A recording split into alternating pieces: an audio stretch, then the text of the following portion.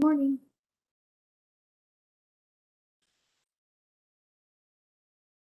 Carol, can you hear me?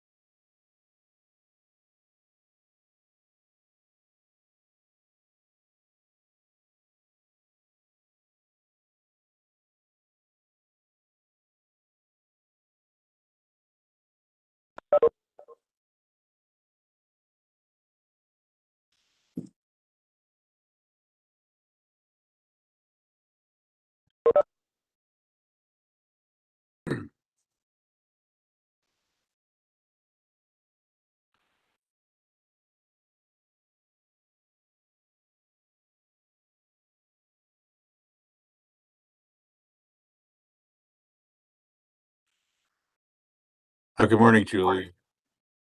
Good morning. We have a quorum. We don't have a full house yet, but our first applicant is here. It is now 9:02. We can start whenever you're ready. Okay, then let's begin, and I'm sure people will fill in. We'd like to welcome everybody to the December 16th Landmarks Commission meeting.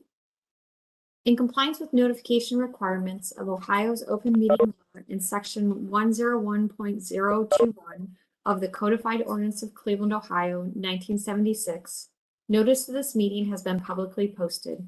All boards and commissions under the purview of the City Planning Department conduct its meetings according to Robert's Rules of Order. Actions during the meeting will be taken by voice vote. Abstentions from any vote due to a conflict of interest should be stated for the record prior to taking of any vote. In order to ensure that everyone participating in the meeting has the opportunity to be heard, we ask that you have your microphone on mute, use the raised hand feature before asking a question and making a comment. The raised hand feature can be found in the participants panel on the desktop and mobile versions and activated by clicking the hand icon. Please wait for the chair or facilitator to recognize you and be sure to select unmute yourself before speaking. When finished speaking, please lower your hand by clicking the raise hand icon again and muting your microphone. We'll be utilizing the chat feature to communicate with participants. The chat feature can be activated by clicking the chat button located on the bottom of the WebEx screen.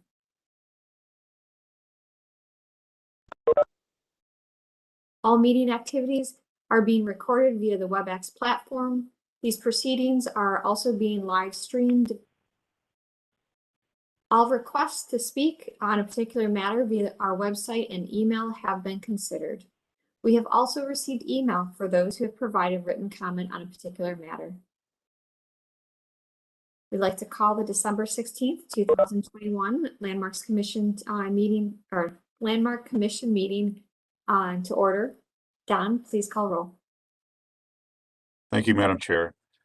Ms. Anderson.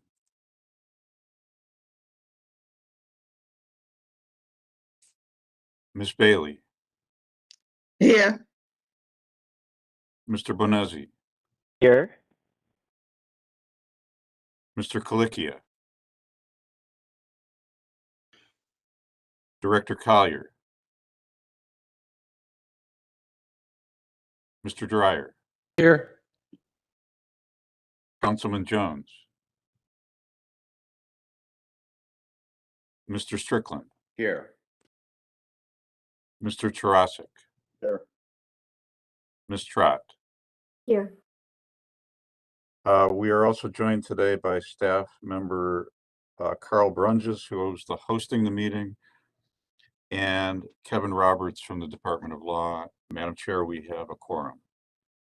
Excellent, thank you. A little housekeeping to start us off, just to remind everyone that the facilitator controls your slides, so please announce when you'd like them to advance.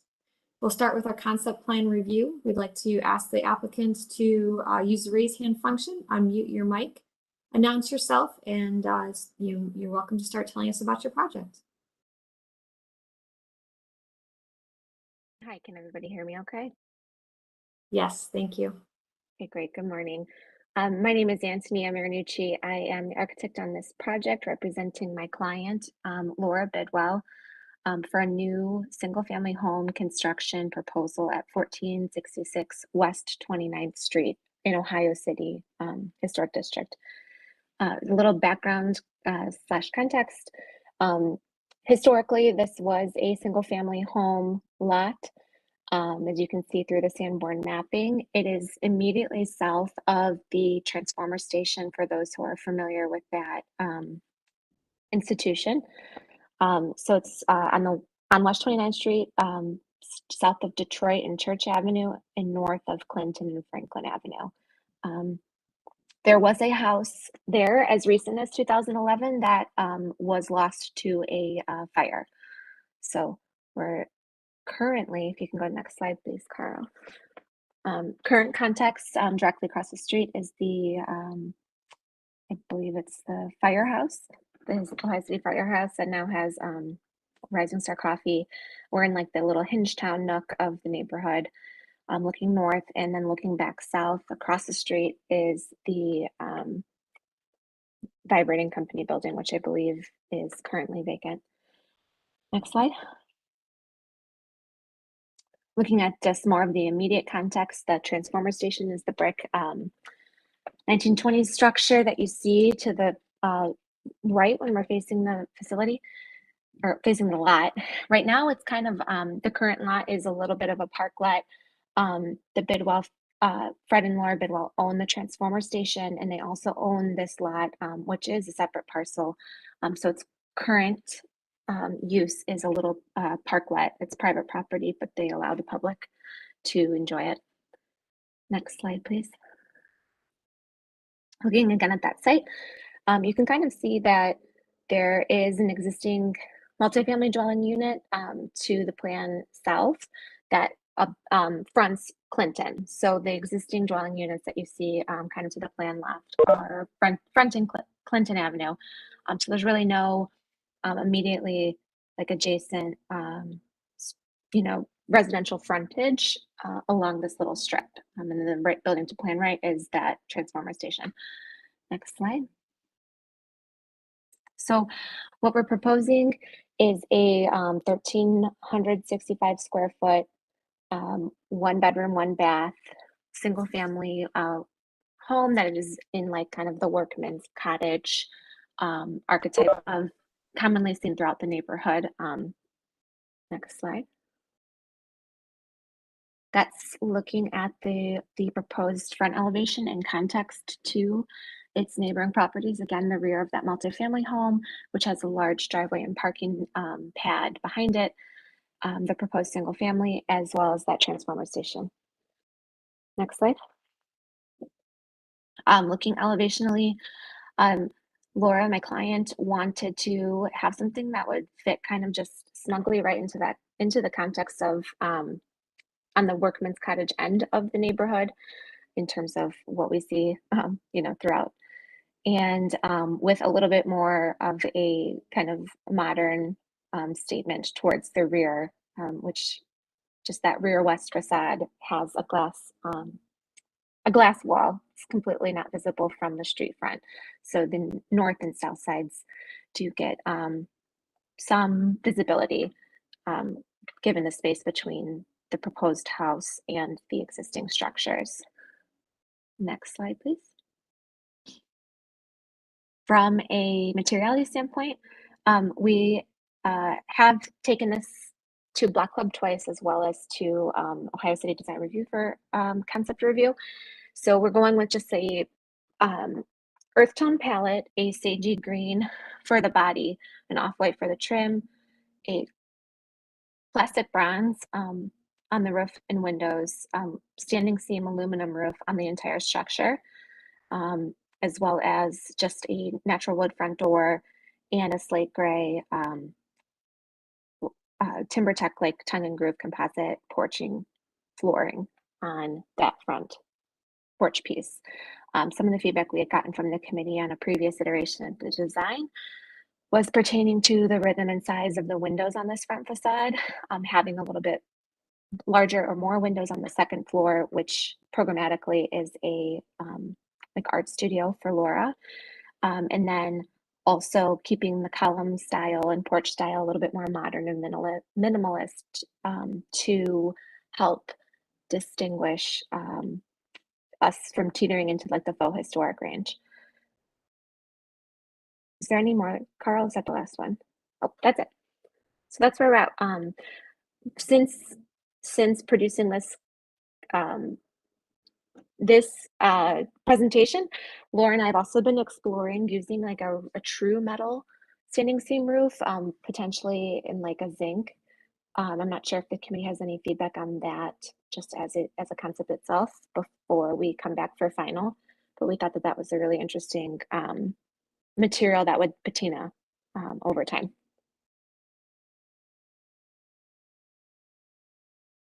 Excellent. Thank you for the presentation. We will begin with asking for feedback, asking regarding the feedback from the local committee. Hi, good morning and happy early holidays to the Commission and Madam Chair. This is Donna Gregonis, Neighborhood Development Director for Ohio City Incorporated and Tremont West Development Corporations. So actually today I'd like to introduce a new colleague, Nate Lull. He will be working with us as well, and he will be on sometimes to provide the public the comment from the local design review. Nate, are you on? I think he said he might be having issues, but maybe not. Good morning. Can you hear me? Yes. Good Good morning. morning, Nate. Madam Chair and members of the board. Good morning, Donna. The commission generally supported this project. There were a few comments about softening the pitch of the porch roof, possibly putting a pediment over the door, and they suggested that the windows be a bronze color instead of the proposed black. And also on the second floor, there was talk of adding a second window or a larger window. And the last comment they made was to possibly modernize the columns on the front porch for a more sleek design. Okay, And thank you. to avoid confusion, we've incorporated those changes already. And so that's what you see for this iteration of the design. Excellent. Thank you for making sure we're aware of that. We will now open the floor to the commission for questions and comments.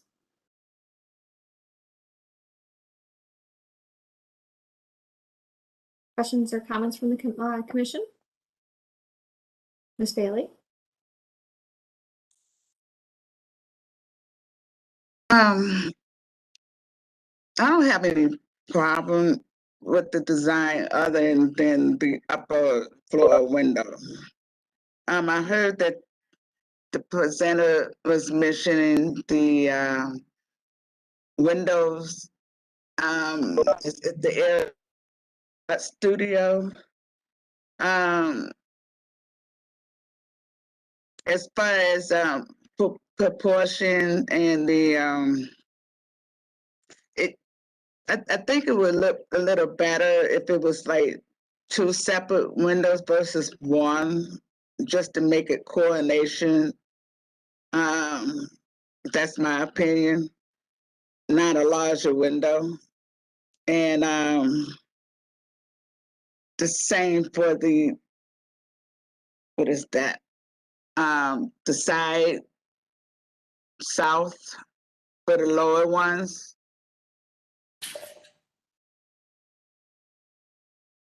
If it's for each one, if it's like south. It's just having one large windows in each of those spaces. Maybe those just need to be looked at. Like, for example, like you have those 2 smaller windows up there. Those look nice and proportional. With the other ones, you just having they're so large. It's just don't look presentable. Whereas the ones on the lower front, they look nice and proportional. But then when you start adding those larger ones, it just looks like you just threw them in there. And could you explain the rear west? Are those all windows in the rear? I mean, what's the purpose of it? The owner just want more? Is that sort of like a sunroom? Is that what that is? A patio like? Programmatically, the smaller windows that you see in the facade are in like where there's a kitchen counter, which is what you're seeing on this rear portion. The glassed-in area at the rear facade, yes, it's intended to be glass. There's going to be some structure, obviously, in there to support that structurally, but they wanted to have the rear massing is the kitchen, and they wanted to have it as almost like a greenhouse effect. There's still significant lot space behind the house, and they want to have a courtyard and garden back there and have a greenhouse feel at the rear. The windows that have higher sill plates are the ones that are in the kitchen, bathroom, and laundry room. So the larger windows that you're seeing are in the living spaces and or bedrooms. So we would be required to have larger windows by code. The studio space above is just an open loft.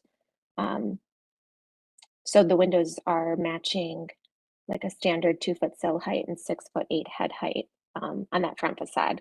It's not programmed as bedroom space. It's just meant to be like a little home art studio for the owner. And it's also it's a clipped, it's a story and a half. So you can imagine and plan the 3 feet from both of those gable sides are going to be a clipped roof. It's not going to be a full second floor. And I'll be sure. Thanks for the explanation. Mm-hmm. But the front east, I'm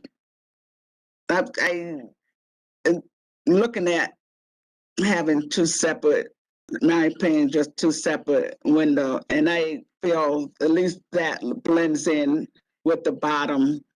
Everything will look proportional. That's just my opinion on that one. Okay, thank you, Ms. Bailey. Mr. Bonazzi?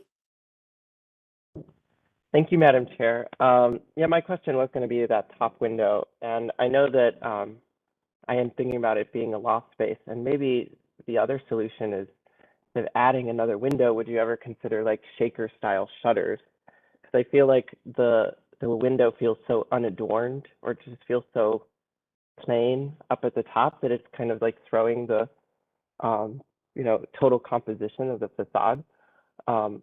At first thought, I had the same intuition. I was like, well, if we add another window, but then I was thinking like they're going to get really close to the sides where the pitch of the roof is. But then I thought to myself, well, what is missing from this window? And I think it might be shaker shutters. I'm not sure, but I definitely think that window is something to think about. The other thing, did you say you already lowered the pitch of the porch overhang? You said what's presented is a lowered pitch. I believe I'm reading it's 5/12. Yeah, originally it was a little bit steeper, so you saw more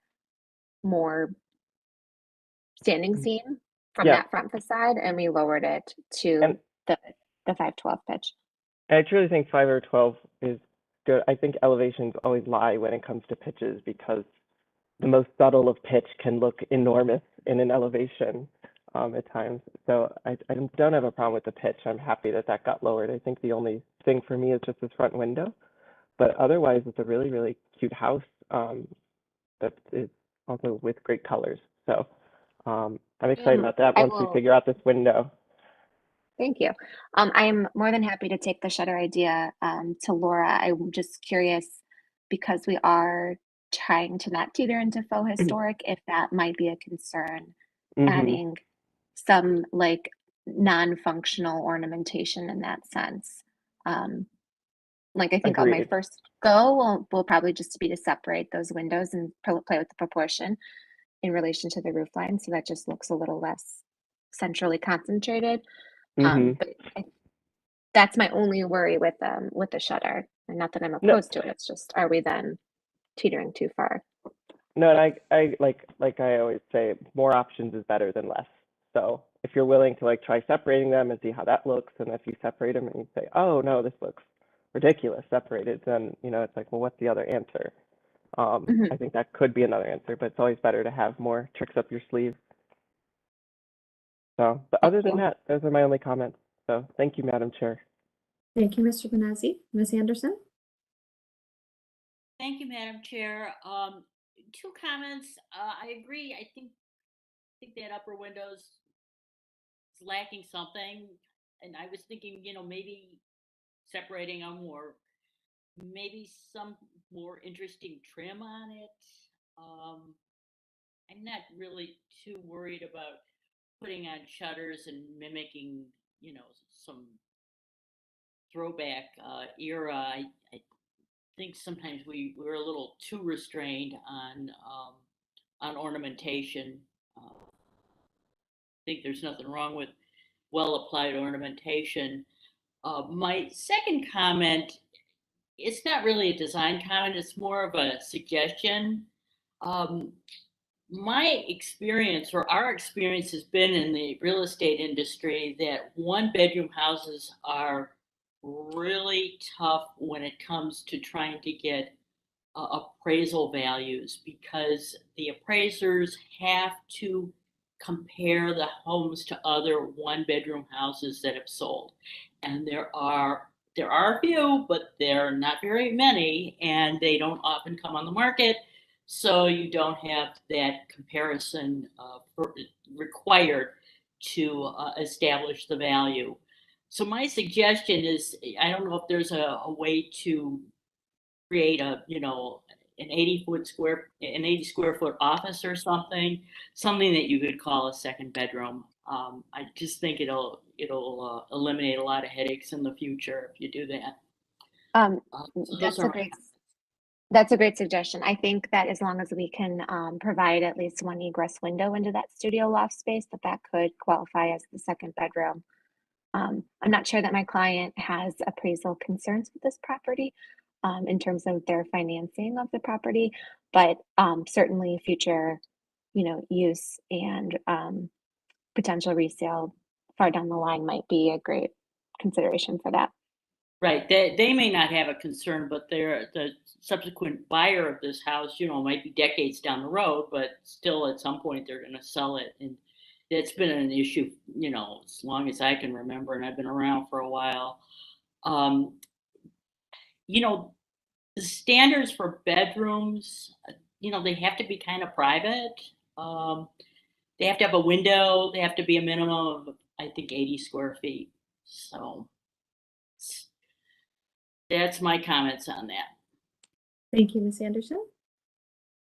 I don't see any other hands, so I'll just insert my comments now. I mean, I think it's a very tasteful design. I think you've really tried to respect the vernacular of the workers' cottage. And just doing a quick jumping online, just to remind myself of the workers' cottage vernacular. The double window doesn't bother me. I think it's the size of it. The typical vernacular, which would have a double window there, is smaller typically and not the same size as what you have on the first floor. Or it is the same size window from the first floor, but just a singular one, like that central window carried up. So I think if you continue to work on that one window, it just would strengthen the design. And I think the simplicity of very minimal adornment and sort of which you currently have aligns with your current, the historical design. I like the colors, the roof though, and the dominant bronze color from the front elevation. If you did take that to a zinc, it seems like it would, like you mentioned, patina very nicely and or soften. Like Mr. Bonezzi said, I think renderings are an asset and can also be a detriment because they don't always tell the truth of what the human eye will actually see. But if you are considering that, I think that could be a great addition to this design. Those are my comments. Mr. Strickland? Thank you, Madam Chair. I think that I saw a note that a variance is required for on-premise parking. And I wondered if the applicant had a solution for that to support that variance request.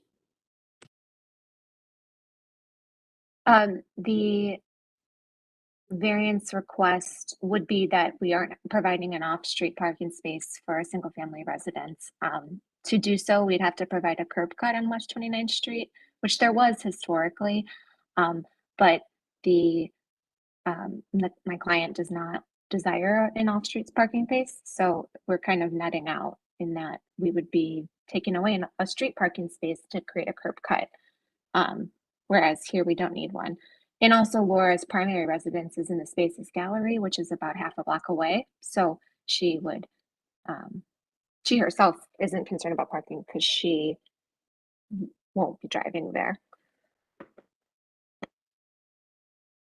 Okay, so you have an alternate parking solution rather than just on-street parking? There's not an alternate. The client who's building this house does not have the need for the parking space, but that doesn't mean that any owner at any point wouldn't have the need for a parking space. It's just that we are choosing to not remove a street parking space on an area that is in high demand for street parking in order to create the curb cut when it's not desirable for the client. Okay, I'm not sure, Go ahead. how the zoning board is going to evaluate that variance request if you don't have alternate parking arrangements, but they might accept the fact that just on-street parking is considered as a solution. I'm not sure. Okay, thank you, Mr. Strickland. Any additional questions? Quick comment, Madam Chair. Probably for marketability, you probably want some off-street parking. I think a lot of people like to embrace the idea that, everybody's going to give up cars in 15 years. I don't necessarily see that we should assume that's going to be the case. And having off-street parking, just like having that second bedroom is going to make it easier to market somewhere down the line. If, that's, of course, at some point, somebody's going to have to sell the house. So that's my comment. Thank you, Ms. Anderson. Ms. Bailey? Is there any landscaping on the site?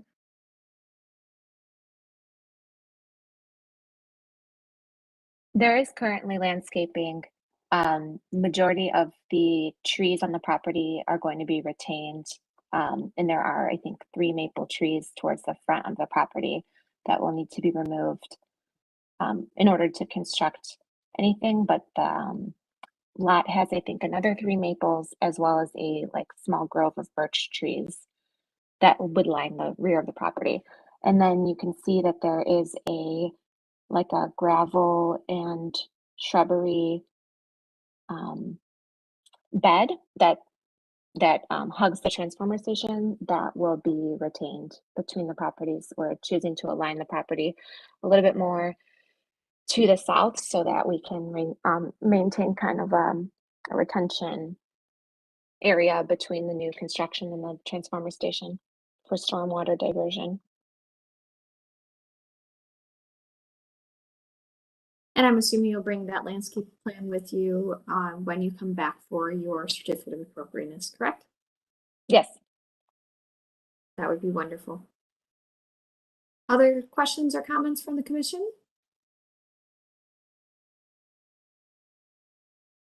No, not seeing any other hands. Ms. Marinucci, do you feel you've received enough feedback from the commission to continue the development of your design? Yes, thank you. All right, well, thank you. We look forward to seeing you come back here in the near future.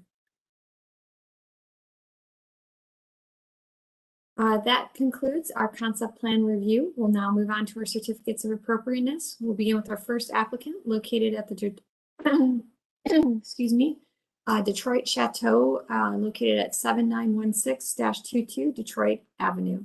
Could the applicant please use the raised hand function and announce yourself and tell us about your project? But before we go there, Mr. Pettit has his hand up. Thank you, Madam Chair. I just wanted to remind the commission and a note on the agenda. Items 2 and 3 are actually both the same project. We originally saw the concept plan in August of 2020. At that time, we approved the demolition of the Detroit Chateau building. We have not yet acted on the demolition of the Walls branch. We also saw an update to the concept this past September. So we're here today to renew the action on the Detroit Chateau building and to take action on the Walls branch. Thank you very much. Thank you, Mr. Pettit. We'll move on to Ms. Colsar. Yes, thank you, Madam Chairwoman. Thank you, Don, for giving all the information I was just going to say about this. So right now we are here just to talk about the certificate of appropriateness for demolition. Brittany Sanger from the Northwest Neighborhoods team will be presenting.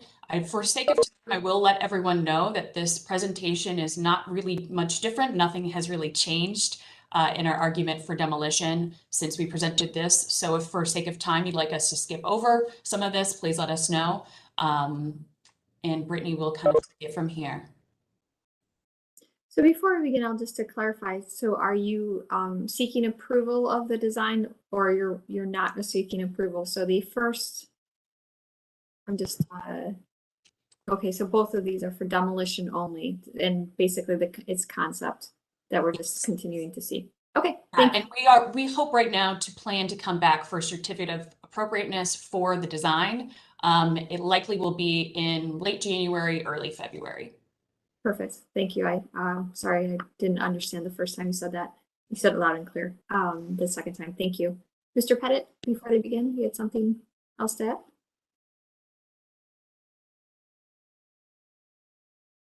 Sorry. I meant to lower my hand and not to raise it again. Oh, okay. And Ms. Coulthard, please go ahead. Great, thank you so much, Madam Chair. As Anya mentioned, we are here today to discuss the demolition of the Detroit Chateau and the Walls Branch. Just a little bit of a refresher, this project is a joint venture between Northwest Neighborhoods and Cleveland Public Library to build 51 units of senior housing and a new Walls branch of the library. Next slide. The senior living will have 51 units, a mixture of 4 studios, 27 one-bedrooms, and 22 bedrooms, dedicated to seniors making between 30 and 60% of AMI. And the new Walls branch will include 24-hour book pickup and drop-off, after-hours meeting room spaces, maker spaces, etc. Next slide. So as mentioned before, we did receive prior demolition approval for, I think it was both structures in my recollection, but I could have been wrong. But we did definitely get it for the Detroit Chateau, which is an existing 19-unit affordable housing structure on the corner of West 80th and Detroit. And immediately to the east is the current Walls branch of the library. Next slide. So both structures are no longer serving the community to their highest and best use. The Detroit Chateau has really been a struggling asset for us due to some really unmarketable unit layouts and over $1 million in critical capital needs. And the Walls branch of the library has some significant accessibility issues that really prevent residents from being able to fully participate in the library's programs and services. And it also has some critical capital needs as well. Next slide. The Detroit Chateau was built in 1920 and we acquired it in 1991, doing a moderate rehab in 1998. We did attempt to get this building on the National Register in 2013 as an avenue to try to rehab this building, but SHPO determined that it did not possess significant historical or architectural character. It does have over $1 million in capital needs, and it's really just been leaking a lot of cash that's being subsidized by Northwest Neighborhoods over the last few years. Currently, the building is completely vacant and all of the former residents have been relocated. Next slide.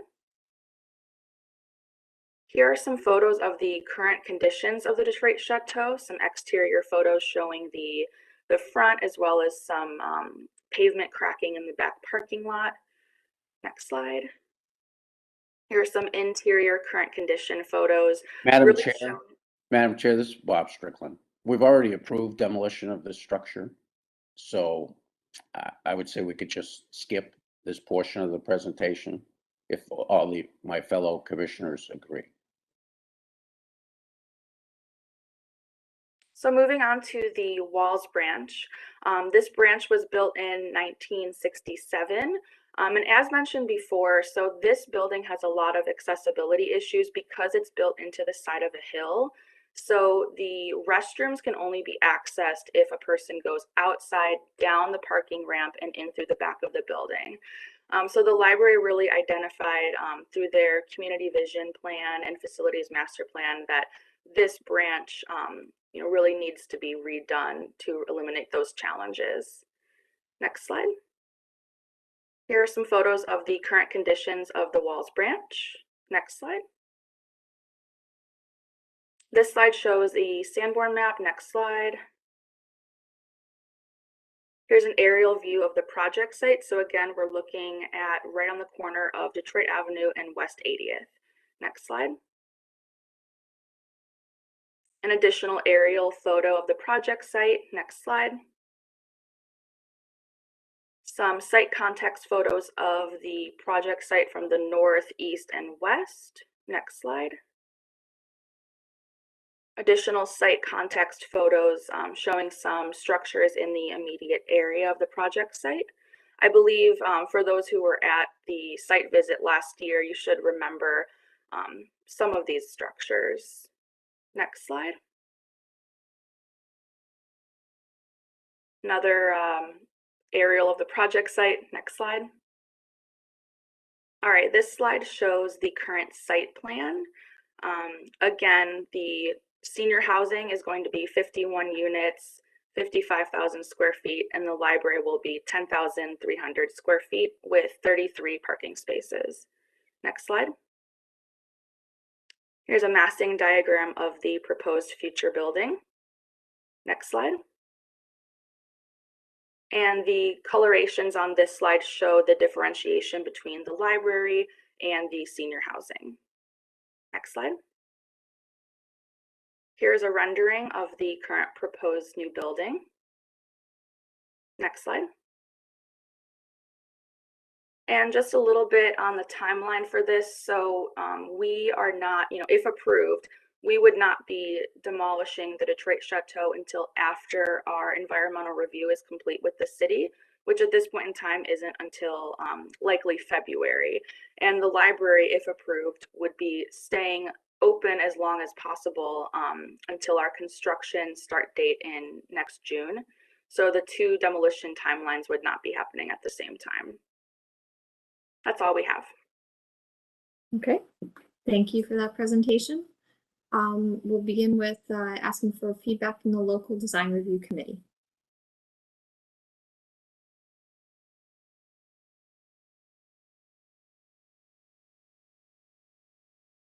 Carl? Madam Chair, I was in attendance and both demolitions were approved unanimously by the local committee.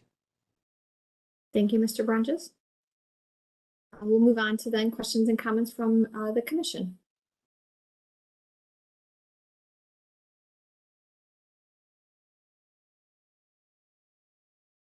Questions or comments from the commission? Mr. Strickland? Thank you, Madam Chair. Yeah, we have seen this project multiple times. I think it's going to be a tremendous asset to the community, having the new fully accessible library and then providing critically needed senior housing in this neighborhood. So I'm in favor of the demolition of the existing library. Excellent. Thank you for that feedback. Other questions or comments from the commission?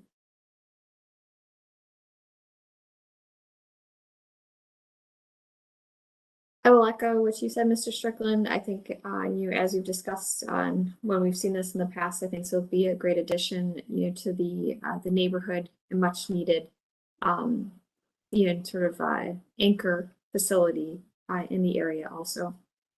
So I support the demolition of the library and support the demolition of the senior housing. Other questions or comments from the commission, or someone like to put forward a motion?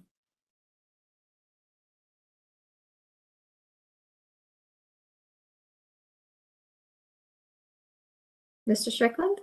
Sure. I'll put forth a motion to approve the demolition of the existing library branch on this site.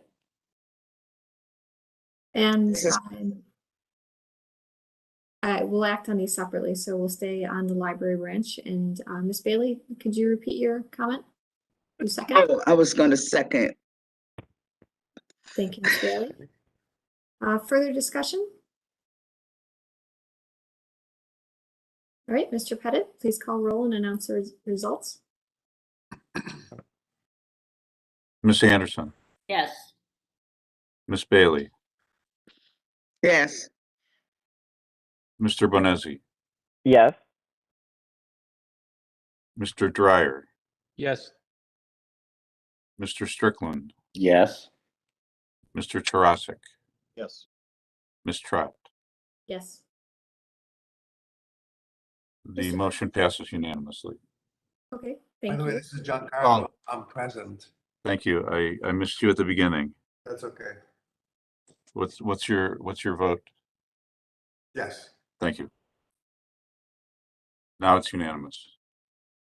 Thank you. Mr. Brunges, you did have your hand up? I did.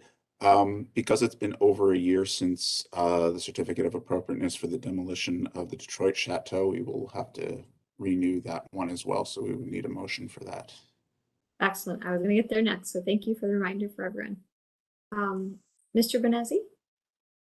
Thank you for the verbiage, Carl. I put forward a motion to renew the demolition for the Detroit Chateau. as presented. Thank you for the motion. Do we have a second? I'll I second. second. I think that was Mr. Dryer. Did you initially, and then Ms. Bailey also? Yeah, Bailey. The motion, we have a second. Any further discussion? All right, Mr. Pettit, please call roll and announce the results. Miss Anderson, Yes. Miss Bailey, Yes. Mr. Bonesi, Yes. Mr. Colicchia, Yes. Mr. Dryer, Yes. Mr. Strickland, Yes. Mr. Tarasik, Yes. Ms. Trott. Yes. The motion passes unanimously. Excellent. We look forward to seeing you return with a final design for the development. Thank you so very much. Thank you. That concludes our certificates of appropriateness. We'll now move on to our reports. Mr. Pettit or Mr. Brunges?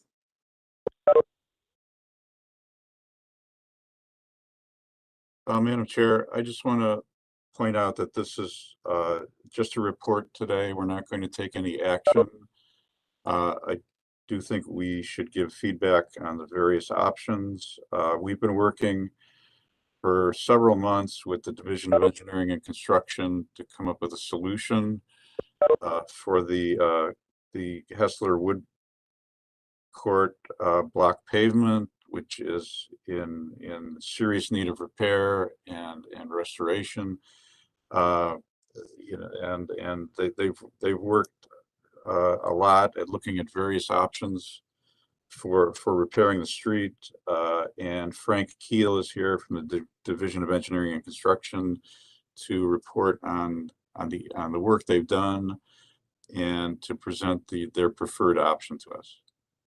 Excellent. Thank you. Welcome, Mr. Keel. Good morning. The Office of Capital Projects that I work for, we do highway projects in our engineering construction division, major highway projects. And we also assist Department of Streets in maintaining all of the residential streets. There's a residential resurfacing program that DOS does, but they cannot do all the work. So half of the work is farmed out to contractors, and the Division of Engineering oversees the contractors that assist DOS. This road came about from a councilman saying that there was some issues with the pavement condition. If you want to go to the next slide, you can see that the wood road is not looking great. There's cracks, there's missing bricks, there's it's swelled and heaved and curled. And at first we were just, DOS was just looking at repairing the road. And we had anticipated that if, you know, in a just doing a minimal repair, that probably about 50% of the wood would absolutely need to be replaced. As a matter of fact, this photo is a little bit old and it's even worse condition than it is in this photo right now. So Hessler Court is in the University Circle area off of Ford, just north of Euclid and Mayfield. And it's on the National Register of Historic Places. It was built in 1920-ish as a wood road, which there used to be a lot of wood roads back in the old days. But since then, there are only 5 that we are aware of in the country.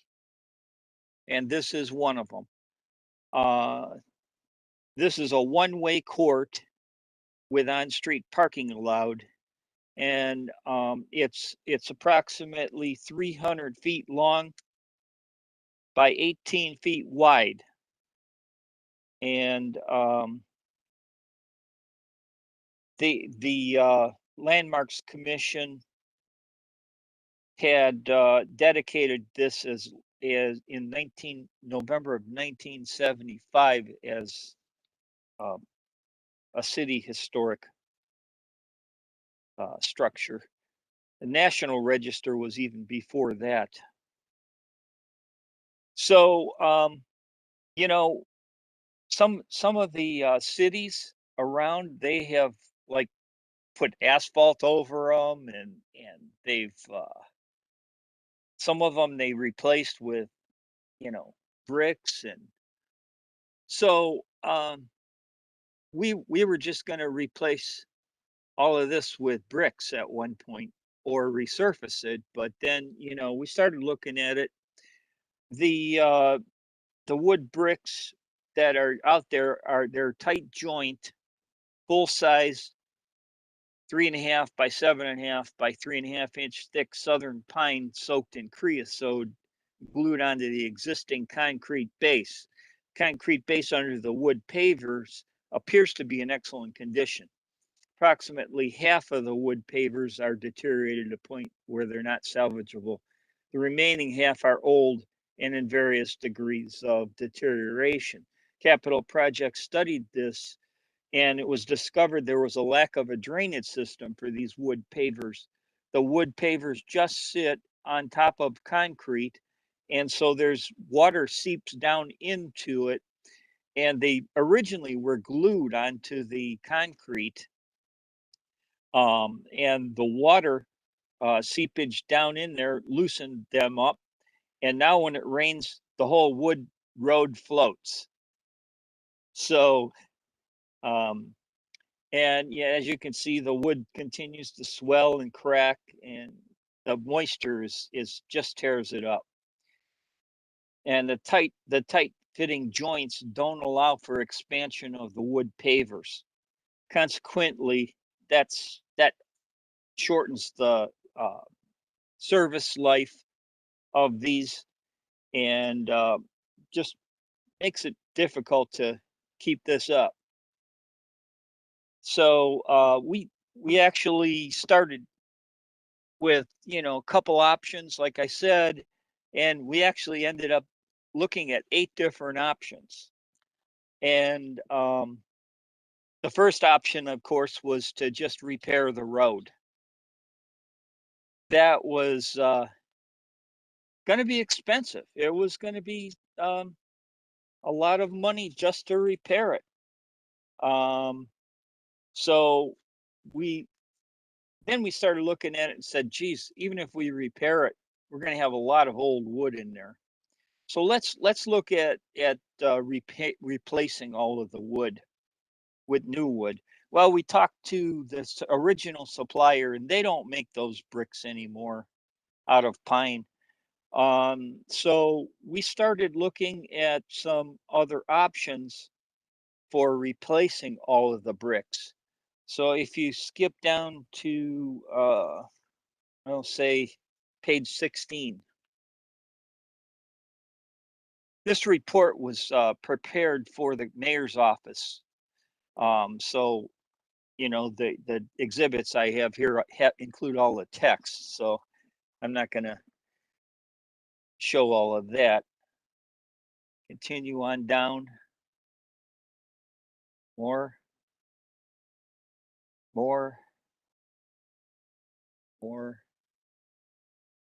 Okay. Here is an existing Chicago alley that was recently redone. The ones in Pittsburgh, Philadelphia, Minneapolis, they have not been renovated. Like I said, some of them have asphalt over the top of them, and some of them are in disrepair and need to do something. That's how this Chicago one was. Well, they in Chicago decided that they would repave the road with wood, and they used Black Locust wood pavers. If you go down to the next page, you'll see that the Black Locust is a product that is readily available, and it happens to be a product that has a service life over 50 years. You can go to the next slide. It's sustainable as a renewable raw material, and it's ecologically, it's as good as many of the tropical woods that are not sustainable. So Black Locust is something that's used around a lot for parks, paving in parks and things like that. Obviously, this is not a park, but if you go to the next slide, you can see here's some of the things that I was talking about. Maintenance is low. Next slide. Strength is high. Next slide. As you can see, there's on the lower right-hand corner, these pavers can take heavy loads, and our particular road has a 9-inch concrete base underneath it. So as long as the wood can hold up to the loads, the whole road is going to hold up well. So next slide. So because of the problems that we've had with the original design, we started looking at what can we do to make this thing work better. And so we looked at this product. It's called Romex grout. And this Romex grout is permeable. So the water can actually flow through the grout into what we'd like to do is create a drainage system. We want to drill holes into the concrete curb and concrete base pavement so that the water can escape and eliminate this problem with the floating blocks. We definitely don't want to use the creosote and the tar that was used originally to glue these blocks onto the concrete. So this Romex is a product that we believe is something that we should invest in to make sure that we don't have to go back to this road for a very long time to replace it again. And so you can go to the next slide, I guess. Oh, that might be it. Let's see. I thought there was one more. No, that was it. Okay. So, but you know, if you go back one slide, go back one slide, please. Another slide, back a lot of slides. There.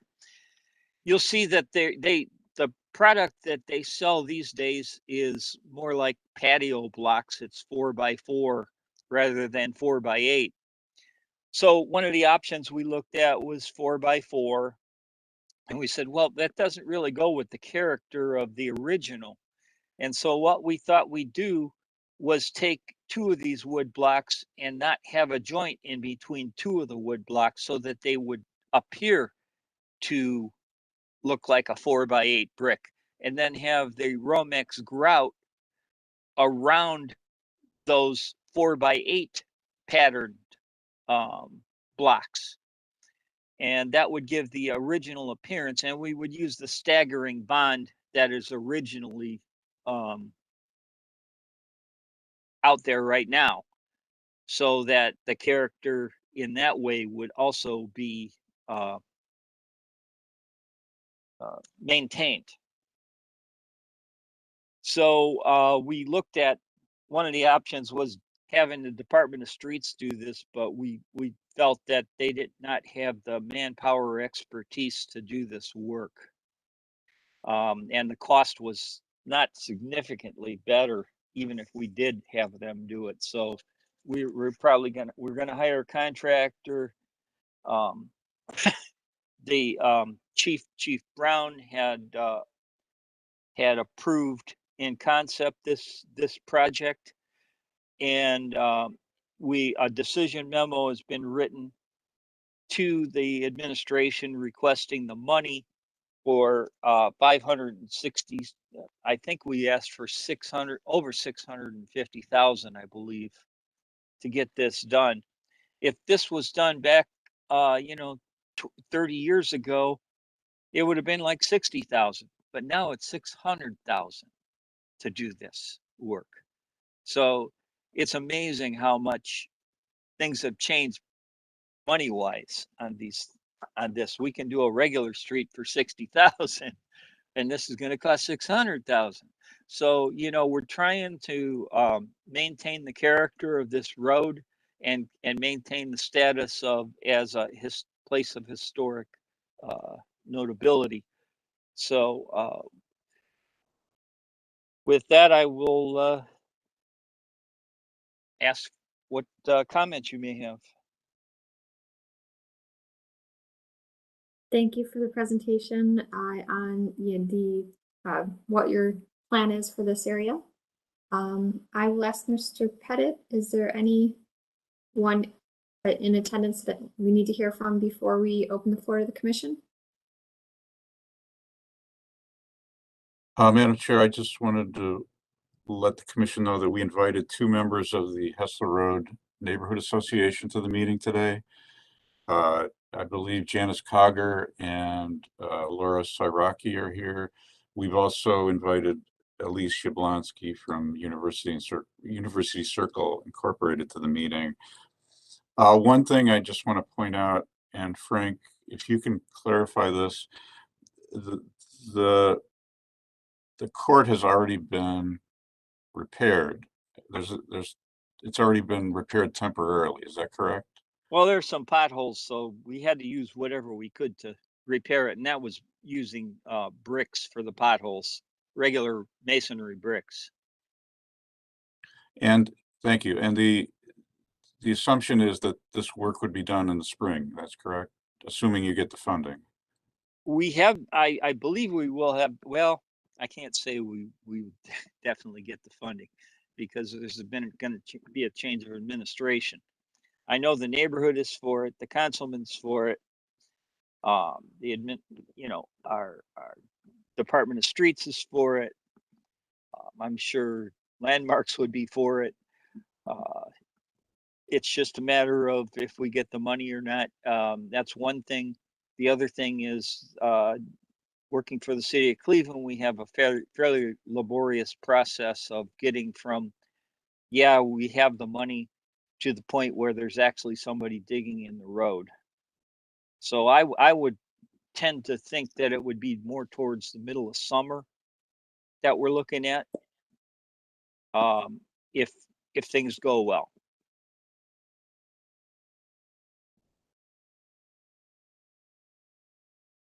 Okay. Does that answer your question, Mr. Pettit? Yes, thank you. I think we should open up to the commission and to the members of the neighborhood. Okay, we'll start with the commission for feedback. Mr. Strickland, you have your hand up. Thank you, Madam Chair. I had a question for the DOS representative. Have you done core samples to determine the permeability of the subbase below the concrete to make sure that there's going to be sufficient drainage by just drilling holes in the base and the curb? No, we have not done any cores. It's typical when there's a 9-inch base that there's a 6-inch sub base underneath with an underdrain system. I don't know of any roads that don't have that, but we can do some cores. I just want to make sure that drilling those holes are sufficient and just doesn't add to additional ponding to make sure that that water will evacuate. Mm-hmm. Yeah, we can take a look at that and make sure that'll work. It can't be any worse than it already is. That's how we feel. Yeah, investing those kind of monies, I'm sure you want to make sure that the drainage does indeed work properly. That's my only comment. Thank you, Mr. Strickland. Ms. Anderson? Actually, that might be me, Giancarlo. I have, Oh, I think it's Ms. Anderson, but it's fine, Giancarlo. If you want to go ahead, by all means. I guess, on my screen, I have you for me sometimes. Remember when we did that at the beginning? But go ahead, Yes. Michelle, please. I'll go after you. Michelle, go ahead. Are you sure? Yes. Okay. I apologize that I was remiss. I was not able to really study. I think you had 8 different proposals for how to remedy the deterioration and replace these blocks. I noticed in a couple of the proposals they were going to use, I think it was white oak, which from what I experienced with oak, it's, at least in this climate, it's not really a suitable wood for outdoor use. The moisture causes oak to turn black and deteriorate really quickly. So I'm kind of glad that we're leaning away from that, but Yeah, we talked to some lumber yards, and that would seem to be the product that they were pushing. But they want to make a sale. They didn't have the Black Locust. This Black Locust is not a local lumber product. It has to be shipped in. That's interesting. Not too far. Yeah, because we have lots of black locust trees. I have them in my yard. I do too. But yeah, I mean, they're going to sell. And it's a really hard wood. Okay, that's good because they're going to sell a lot of white oak because it deteriorates rather quickly. Yeah, and it was actually more expensive. That was one of the rulings out that we did. We could, because the cost was more expensive than the Black Locust. And that's why Chicago chose Black Locust too. Yeah, that makes sense because the Eco Village used oak for an exterior porch when they first built those in 2003, and somebody did a beautiful custom work building that porch with curved railings. They did a magnificent job, and I remember going to the ribbon cutting and being like, in shock that they used oak. And sure enough, within a very short period of time, that all had to be replaced. So that was my one comment. I think given the amount of traffic and some of the weight of the vehicles, some of those blocks that were proposed were thinner. I don't exactly remember the dimension, but I think a thicker block, at least something similar to what's there now, is probably the way to go. No, not really, because let me comment on that, because there's 9 inches of concrete pavement is the base, and that base is strong enough without any wood on it whatsoever to carry the heavy traffic. So putting the wood on it a little bit thinner isn't going to hurt, and that additional thickness that is lost is where we're going to put the drainage layer underneath so that the water can get over to the edge of the road and out of there. So that's why we chose the 2 1/4 inch thick rather than the 3 1/2 inch thick. Okay, I hope you're right. My last question, I've been a highway engineer for 50 years. Okay, all right, and I'm not, so I'll defer to you. But I'm retiring, so you can't go back on me on that one. My last comment is some of this deterioration was caused by, expansion and contraction. Will the reapplication require expansion joints, or That's what these joints are. These are permeable, flexible joints that okay? this mortar becomes. Okay, so not only are they permeable, but they expand and contract with the seasons. Yes, Okay, this is a specialized product. interesting. That's pretty exciting. Yeah, it should be something that, you know, we can watch and perhaps, you know, expand the use of this over the city. And maybe they can restore other wood roads that had been replaced with asphalt and concrete. Well, there's a lot of people that want permeable roads these Mm-hmm. days, and permeable roads are something that our city has not accepted as a policy that we're willing to take on, because there's a maintenance concern with, if you put gravel in between the joints, then plants grow up in them and they get clogged and they don't work after a while. So that's where this flexible permeable grout is, it shines, because their plants can't grow in it, and it won't get clogged, because if these permeable pavements get clogged, they require extensive, very costly maintenance using special equipment to clean the joints out. And it's just something that the city has really balked on when developers have proposed these things for some of their areas. Yeah, it'd be nice to be able to introduce permeable pavers. It's a much greener solution than having the runoff. Well, I can tell you that Department of Streets who has to maintain it says, we don't want them. Yeah, And that's so understandable maybe too. this is something that you know, this can be expanded. This Romix solution could be expanded because of the lower maintenance capabilities. Excellent. Ms. Anderson, any additional questions?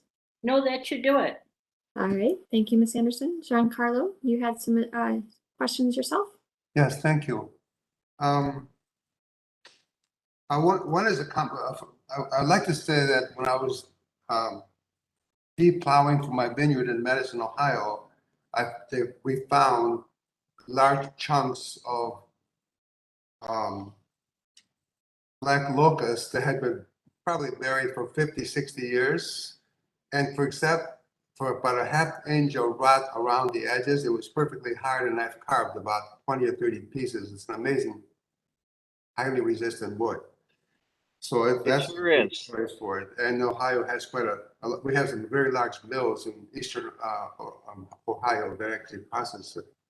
But one of my comments was, you know, that these streets, we have many in Cleveland that were paved in brick. They were designed for the water to drain over the street. There was no really system for drainage. That you didn't find any drainage systems for this particular street, did you, when you were doing your research?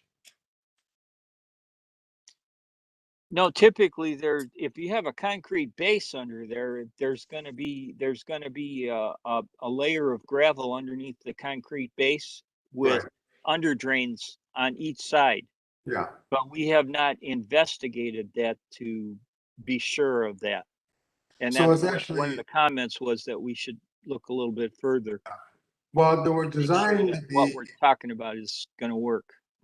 Correct. I think just like the famous Roman roads, they were designed for water to drain through and not to actually penetrate. The penetration takes place after many years of use and neglect. I think, for example, railroad ties were made of oak forever, but they were designed to kind of support systems of weight. And so this particular street was originally designed that every so often these pieces of wood would be replaced. So one of the historical issues that we have as far as conservation is that there never was, because the technology changed, we went into paving, everybody became obsessed with asphalt as the cure to all problems. So a period was skipped where some of these blocks of wood would be replaced after 20 or 30 years. There's a regular maintenance program, which we no longer have. So now we're faced with a street that should have been replaced, partially replaced 15, 20, 30 years ago, but it has not. So every problem that you have mentioned, and you've done an amazing job of researching this. As an aside, I saw that street in Chicago because I like the whole idea of wood pavers and things like that. So, you know, it would be a great project, obviously, to replace it. One comment that I have is it possible to replace some of the blocks with new Black Locust blocks? Would that be an idea that could be considered without? If you go back to the first slide or second slide, you can see the condition that the remaining blocks are in. Right. They're curled, they're cracked, they could be salvageable, but do you really want to salvage them? I mean, they're not in that great a condition, and we're talking about a lot of money just to repair the road. So if we and that doesn't eliminate the problem of the blocks floating when it rains real hard. When you say floating, the water just sits on the surface and it doesn't drain? No, the water goes down to the bottom of the concrete. Okay. So the whole. And then the wood blocks float up. Yeah. Okay. I have a building on East 55th Street that has about 8,000 square feet of 6 by 6 by 6 cubes of white oak that's been soaked in creosote, and areas where there's the slightest leak from the roof, where the building is over 100 years old, they've just bulged upwards. So that water situation is the same. But the floors, I think these pavers and these streets were designed for the water to float over them, not to penetrate. Well, I don't think that's possible. How do you seal those? Well, now it's no longer possible because the whole system has been violated. Exactly. Well, I mean, even when it's brand new, you still got cracks. Yeah. So and the cracks, the water will go in the cracks. Water doesn't need much lift to go in the cracks. Yeah. Right. So what do you think is the best method then to deal with this situation, with this replacing this historical street with a historical with Black Locust and using the permeable flexible joint surrounding the staggered bond pattern that has the appearance of the original. And removing all the current blocks. Removing all the current blocks. We can save the old blocks for repairs if we need them. Okay. Yeah, I think this is a great. And I think we're going to buy more. We're going to buy like an additional 20% too for stockpiling of Black Locust. Just roughly, what percentage of the current blocks you think are salvageable and reusable? Well, like I say, you know, we could possibly use as much as 50% of it, but probably when we go to take them out, we might find that it isn't even that high. Right. Okay, well, thank you so much. It's just a very impressive project, and I'm so glad that you've done so much research. That's quite amazing. Very impressive. Thank you. Thank you, Giancarlo. Ms. Yablonsky. Thank you, Madam Chairwoman, and thanks for the opportunity just to provide comment. I just wanted to echo again the thanks. We've just been long advocating with City Planning and Landmarks Commission, the councilwomen, neighbors for attention to the fabric of the street, and it's just really exciting to see the level of detail that went into studying it and trying to replace it in an appropriate manner. I further appreciate the effort to try to maintain the profile as much as possible with the best surface that you've identified. Do you know whether any products or any other projects have done the profile that you're suggesting where there's not a joint in between it? I'm just wondering whether that creates any issues or for the bricks itself, like if they want kind of borders around them. Is that something that you studied or looked into, or just don't think is going to be an issue at all, having them right next to each other to create that sense of the existing profile? Have not looked into it, didn't feel a need to look into it, don't have a concern about it. The Okay, expansion and contraction and the permeability of the other joints will allow the water to penetrate to the concrete base and then drain out the drainage system in the permeable flexible grout system. It's a significant improvement over not having any sure. No, drainage absolutely. system. Was just curious again if that had been done elsewhere, where you had any precedent for, This you know, this is a pretty unique project. yes, I know, 1 of 3 in the country, right? We're really lucky to have it here in Cleveland. To the questions about the salvageable bricks, I just was still a little bit confused. So you're salvaging some bricks to use here in your full-scale replacement? No. No. To Okay. stockpile. But so just to have to maintain, or where would you For envision? maintenance, for future maintenance. So you'll redo the whole street with Black Locust now, Yes. but you may replace the new Black Locust with old brick in the future if needed? You're not gonna find any product quickly if there's repairs needed. So Okay. you have to So have it a might be like a stockpile. temporary fix of something in addition to the 20%. Yes. Yeah, and then we'd have a 20% stockpile of Black Locust we would originally try to get the repairs material from. That's one of the big problems we have in our streetscape projects all over the city. DOS has to maintain these things, and there's a different architect on every one of them, and they choose all different materials, and there is no way that we can possibly keep up with fixing these things. And it's been something that has been an issue for us and for DOS for as long as the 15 years I've been here. And it's not getting any better. I don't know what the answer is, but streetscape is being pushed, of course, a lot by planning department and society in general.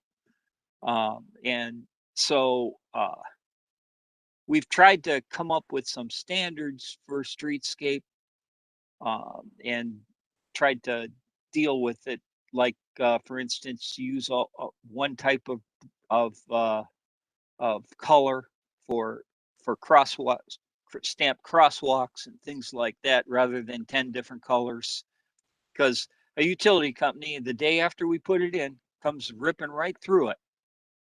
And then we go, where's the materials? Don't know. We'll have to find them. And then it sits there for 3 months waiting for materials with a patch. So we've got this issue. So that's why we proposed the 20% stockpile, and even stockpile more, whatever we can. We've got space in the division of bridges and docks over there on Quincy area. And so will there be a recommendation too for, a regular schedule of inspecting the wood block bricks at regular intervals? Understood that can just be a recommendation, but will that be kind of a part of this project as well, that this is the maintenance schedule, we need to revisit it every, whatever it is, whatever is recommended to replace? We can certainly recommend it to DOS, whether they listen or not. Understood. And we have a lot of great advocates in this area that will be calling if things are needed. But and then just to echo Mr. Strickland's comments, I think core sampling makes a lot of sense here to ensure that the drainage you're trying to, move forward will work. And also appreciate the note regarding the strength of Black Locust, because that's been an issue in this area too, with the turns from the road and also the turns from the curb cut behind the multi-unit building. Are you really confident in the Black Locust, even at those turning locations? Or did you study whether any material, not that I would ever advocate that it not be wood in any section, but just understanding what the traffic is in that area, whether at either of those turn locations, any kind of different intervention makes sense or would help just make sure that this is a good long-standing solution? I don't feel that there's any wood that would be better solution than this. I agree with that. You could use regular bricks, but the strength of the pavement is in the concrete below. This is really a decorative layer. Yeah. And as long as it's grouted, these are grouted in, and the strength of the pavement is there, and these things are held in place with grout. As you know, grout is what we use in the bathroom for our tiles. So that should hold it together pretty good. Okay. I'm confident. Okay. As confident as I can be. Sure. Well, again, just wanted to say thanks again for the great work, and we're really looking forward to seeing this street restored. Thank you for those questions. And Mr. Banazzi, you had questions or comments? Yes, thank you, Madam Chair. First, I'm going to start with it's like great due diligence of so many different options about, looking at options to repair the street. And obviously we want to say from treated wood is it's highly toxic when it's a very bad material. I was going to become an engineer. We looked at and we decided that we didn't think that was great for a residential neighborhood, but that's what they used to use. So, but my one concern though is that as I was looking up this product and I was trying to look up more of these products, is that they don't come like as we think of like a brick that you can kind of change the pattern. Every manufacturer so far that I've seen has them adhered to like a 1/4 inch sort of like carbon steel mesh. So they come as like big panels of pattern. Right, that's how this comes, and we have to cut it. We have to cut that mesh. And I was wondering if you had contacted the manufacturer about like, can we get them not adhered to the mesh? Like, can you just send us the, plain brick pavers or wood brick pavers? We contacted another manufacturer who would custom make those, and it was actually more expensive to do that. Versus the labor cost of just kind of like cutting them out of that. Yeah, just taking a razor knife and cutting that little piece. That was my one concern. I have seen this wood system before, and it's absolutely beautiful. So I'm excited, that you found the solution to it. And as to the hardness of it, it's very comparable to IPay wood, which watching my uncle's deck get built out of IPay wood, it was amazing to watch the contractors have to change their saw blades, their diamond saw blades, at least once a day, because of just how hard that these types of woods can be. So I have no doubt in my mind about the longevity of this intervention for the road. It kind of amazes me that wood can be that hard, that you need diamonds to cut it. So, there's fence posts at the Liberty Belt in Philadelphia that are made out of black locust, and they've been there 100 years. Yeah. They were traditionally used for fencing posts, and traditional. Because it doesn't rot, it doesn't. But to keep to the matter of time, I think we've been going around these wood blocks. So that was my one concern, was just getting this pattern. But if you're confident that you can rearrange the blocks to get this pattern, then I am all for this intervention. So that's my only comment, Madam Chair, and thank you again for your great due diligence. Thank you, Mr. Bonazzi. I think Ms. Bailey then is next. Madam Chair, is there anyone else that has comments before me? Because mine is a technical question for the commission. All right, there is one hand up from Ms. Kroger.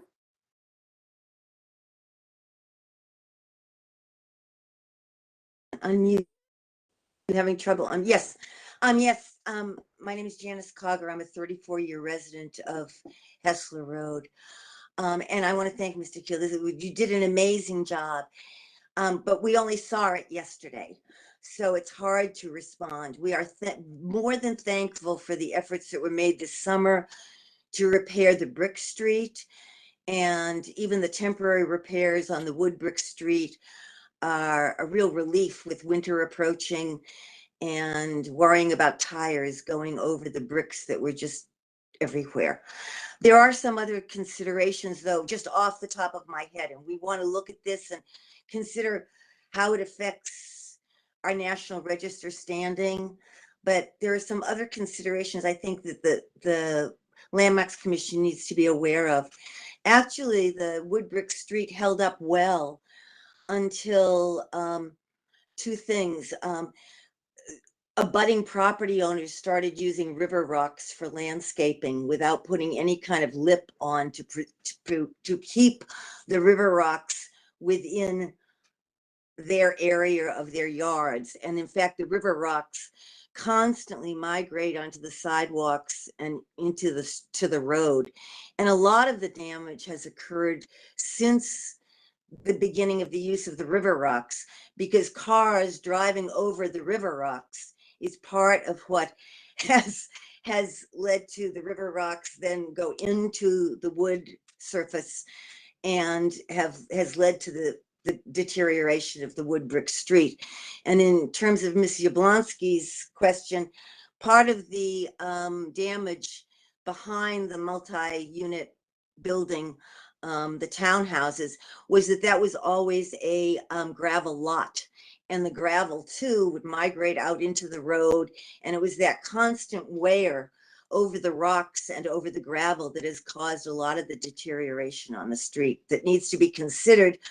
Because if we just replace things, but then leave that problem there, it's likely to result in future problems. Another is that there are multiple things being discussed that could happen on Hessler this summer, and we need to take a look at how we maintain accessibility for those who live on the street. But I thank Mr. Keel for all his work. It was really an amazing analysis. And we look forward to working with the Landmarks Commission and with UCI to ensure that this project can move forward. Thank you for that feedback. Ms. Bailey, do you want to proceed with your technical questions? Yes. I wasn't sure how this is going to work. Since not taking any action, normally I would excuse myself. So this is a report. So that's why I'm not making any comments. So I wasn't sure how this works. I will let Mr. Roberts respond to that one. Madam Chair, I'm afraid I do not know what Commissioner Bailey's reluctance is or her potential conflict, but she's not prohibited from making a comment to a report since there is no action being taken. If she has a conflict of interest, that could be presented at a different date, but I don't have any background information on this.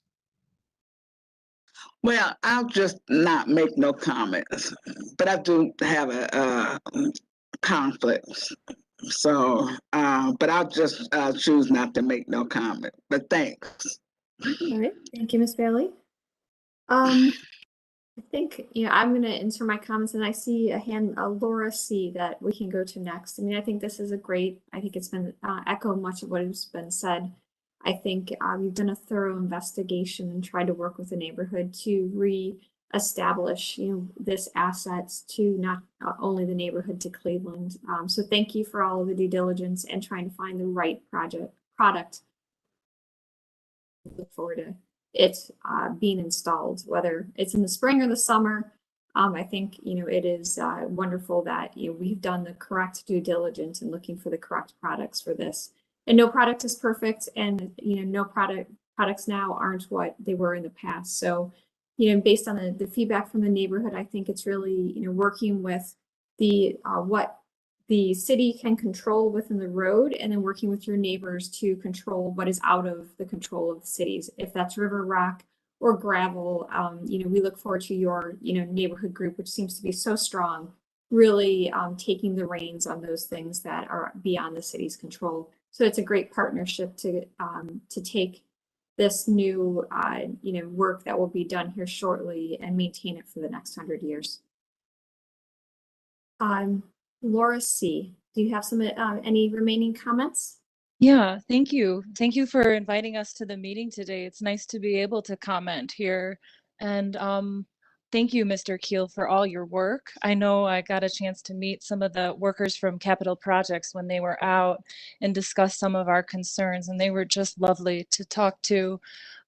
Just for everyone's information, the road actually was completely redone in 1986, during which time they put a large concrete base under it and pitched the concrete base so that it drained to the sides, to the curbs. The bricks, the wood bricks, actually currently float in only really one location around the drain, the sewer system, the drainage system at the southeast corner of the road, where trucks drive up and over the corner to make that corner from Hessler Road onto Hessler Court. And I would second Mr. Strickland's comments about really studying the drainage here on Hessler. We have a drainage problem overall, both on the woodblock court and the brick road. So I think it's going to be really prudent to make sure that the drainage is looked at very closely before you proceed with anything. I'm going to encourage you to come out and visit with us too. This is like Janice said, we just got a hold of the just 2 days ago, we were told about the meeting and the report, and I was able to print it out and take a look at it. I think that it is extensive and lovely. I like the idea of Black Locust. I know that's worked for other cities. I also think we should take a close look at how Philadelphia and Rosalind Court in Pittsburgh are maintaining their woodblock roads, because like Janice said, the woodblocks actually held up really well, a good 35 years until these recent changes. And I think especially the southeast corner being compromised with the curb getting, the historic curbs being crushed up by the truck traffic there. I also was told by my neighbors Can that— I comment? Yeah. Can I comment on what you said? Sure. Okay, the catch basin is there because it's the low point of the road. And so the floating is going to occur mostly at the low point. And as you get higher and higher, it's going to be less and less. So yeah, I agree with that. One of the problems I see, and what I didn't mention, was that we were going to probably drill holes in the cast iron casting around the catch basin so the water could get in. Okay. The way I see it is that water has to build up and flow over the catch basin to get into the catch basin. Yes. Instead of actually flowing into the catch basin from where the water level actually is, which is, below the top of the wood blocks. So that's something we want to do to try to alleviate that issue as well. Okay, great. Yeah, and I think any extensive, any drainage studies you can do on the court and around the historic district would probably really benefit us. I also know that this is a nationally registered historic landmark, so I'm wondering to what extent we can work with the National Park Service and the Cleveland Landmarks Commission to protect this, and see if we can get some kind of cultural resources management plan in place.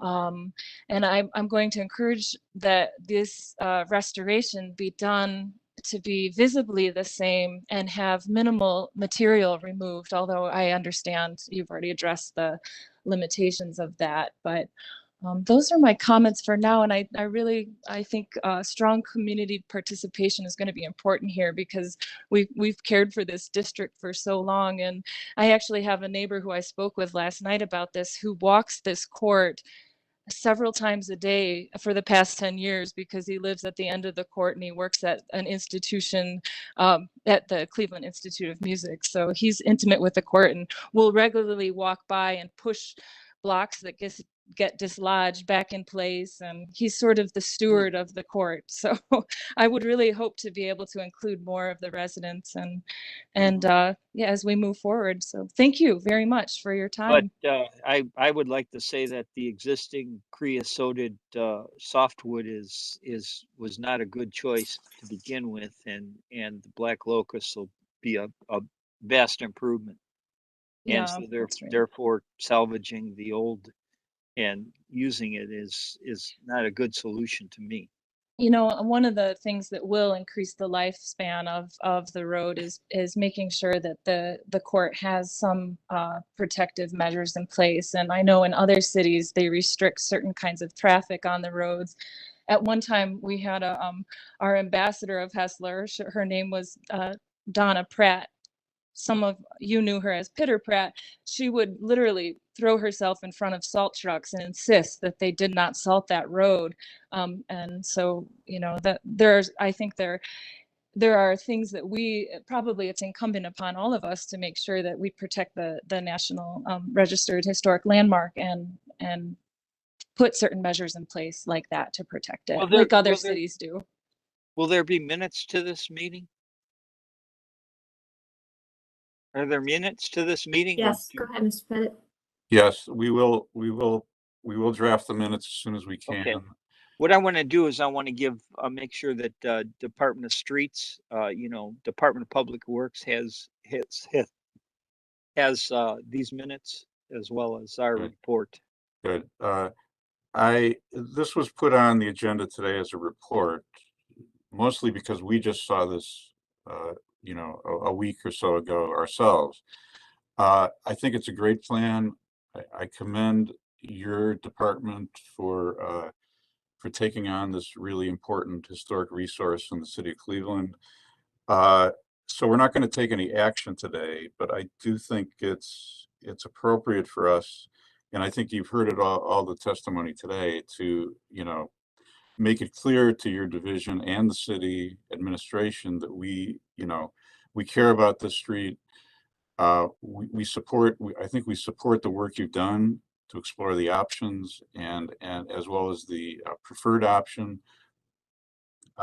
We just want to make sure you convey that to your superiors as the funding becomes available, as this project becomes more of a reality next year. And I think our expectation is that this would come back to the commission next year once we have a firmer, more solid project in place. Does that sound good to you, Frank?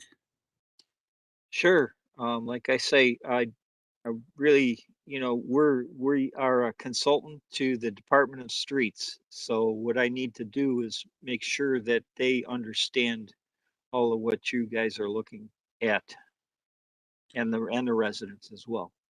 The last thing I want to bring up is that the last time the street was replaced, some of the wood blocks were salvaged at the request of the neighborhood association, and they used them as fundraising tools. And I just wondered if that could be an option again this time around. I suppose it could be. We can talk about that, but like I said, we were going to buy probably 20% extra material for repairs in the future, and so maybe that we could just get rid of all the decent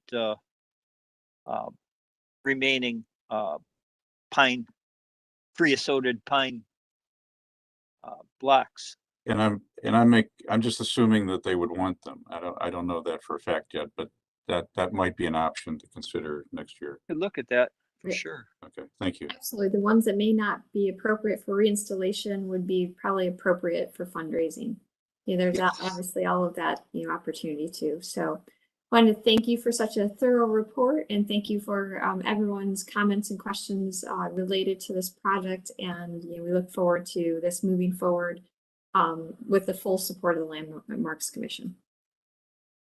Okay, thank you. We'll let you know if the new administration approves the money. All right, so thank you. Okay, Um, bye-bye. Bye-bye. That concludes our reports for today. We'll move on to landmarks nominations. We'll begin with the Erie Tower and Galleria nomination. Mr. Brunges or Mr. Pettit? Will you be presenting this for us today? Oh, I'm sorry. Mr. I never say your last name. I'm sorry. Joe. Ready? Yep. Thank you. Welcome. Please, you can tell us about your project. Yes, thank you, Madam Chair, members of the board, Mr. Pettit. I've had several conversations with Mr. Pettit over the course of the year, and most recently with Mr. Pettit and the city. What we're looking for is a nomination of not only the Erie View Tower, but the Galleria as well, which is physically attached to the building. Next slide. What you're looking at here is just a contextual map of the site. Building is bound by East 12th on the east side, East 9th Street on the west, St. Clair Avenue to the south, and to the north, it's 45 Erie View Plaza, which was just awarded state tax credits approximately 2 days ago. But we are located within the Erie View Historic District as well. Next slide. So here's just some basic facts about the tower. Most interestingly, this was the original building that was constructed as part of IMPA's master plan for the district. Building was constructed in 1964. It is listed both individually and within the historic district for Erie View. It's a 40-story structure. The top 2 floors are actually mechanical penthouses. 38th floor was actually a restaurant at one point, top of the town, which was run by Stouffer's, a Cleveland-based company. The image to the right, you can see the original construction from circa 1965. Immediately to the west of the tower, which is what you're looking at, is that open area. That's occupied by the Galleria, is the original concept and idea to have a plaza with a reflecting pool. Next slide. These are just some simple renderings that were produced by IMPA's office as part of the master planning. And as you can kind of see that the tower and the plaza were pretty closely matched. The original architect was Harrison Abramovich, pardon the butchering the last firm, but they were a New York-based firm. Tower was constructed by Turner Construction, again, back in 1964. Next slide. And as part of the district and the local the federal designation, the gallery is included as part of the building. It's considered an integral piece of the architecture. It was built in 1987 by the Jacobs Group as an indoor shopping mall. This took place of the historic reflecting pool. Next slide. And this is just a map of the Erie View Historic District with the building highlighted. Next slide. The current status of the building is, including the Galleria, we're roughly 69 to 70% vacant right now. So it's a highly underutilized structure. We have previously been awarded federal historic tax credits. We have an approved Part 2 submission. This is actually an award winner in round 24, not 27, which was completed the other day. So we do have a $5 million state tax credit tied to the building and the gallery as well. We've also submitted this as part of the transformative mixed-use development application that was submitted back in November. So we're just waiting on the status of the award announcement. Again, the building is listed nationally, both individually and within the district. So all work that we're going to do will comply with all the requirements associated by the Secretary of Interior standards, along with working with the local Ohio SHPO Office and the Ohio Department of Development. This is going to be a multi-phase project, and I want to be clear about this. We're just looking for local nomination right now, but we do plan on bringing this back, pending the a listing as a formal review of the scope of work on the interior and exterior.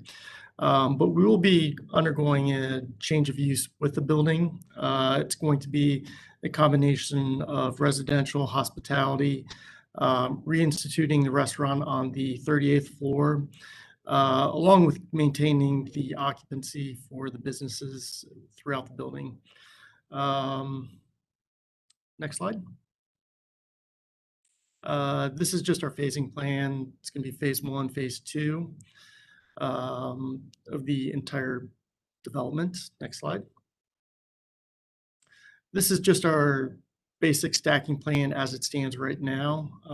So the basement of the tower is going to incorporate parking spaces. We're roughly looking at, depending on, back of house requirements for the hotel, we're looking between 50 to 100 spaces. We're going to redevelop the first floor lobby. Support space is going to be maintained on the second floor. Commercial occupancy on the third floor, amenity deck potentially for the fourth floor. Hospitality is going to take up floors 5 through 12, and that'll be part of phase 1B. Offices will be maintained on 13 through 15.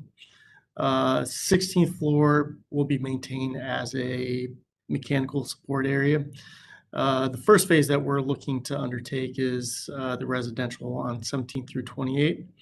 Offices maintained on floors 29 through 37, bringing back the restaurant to 38 and support spaces on 39 and 40. And we're potentially looking at doing a rooftop bar with the existing mechanical penthouse. Next slide. This is just a color-coded diagram of where we're at currently, working with the Marriott, who will be the hotel flag, along with the residential component and the office component. I think it was recently announced that the W was going to be undertaking the hospitality component. So this will be the first W branded hotel in the state of Ohio. So we feel like it's a very important project for not only the city of Cleveland, but for the state as well. The W was considered one of the luxury brands from the Marriott flag. Additionally, we're going through, multiple reviews and, strategies to address not just the hospitality component, the residential component, but also the redevelopment of the Galleria. So it is a pretty intense exercise that we're going through just to ensure that all parties are, fully aware of what the program is. And we're really trying to revitalize not only the tower, but the Galleria. Next slide. This is the fourth floor amenity area split between the hotel and the residential. Next slide. This is a typical floor plan for the hospitality component. We're looking at roughly 250 keys for the W. Next slide. Typical floor plan for the residential, which will be what we're calling phase 1A for the project. We're looking at roughly 227 units right now on floors 17 through 28. Next slide. And I think that's it. Okay, thank you for the presentation. We'll then open up the floor to questions and comments from the commission. I have some questions. Sure. Questions or comments from the commission? I have some questions. Go ahead, Carlo. I don't know how to open up this.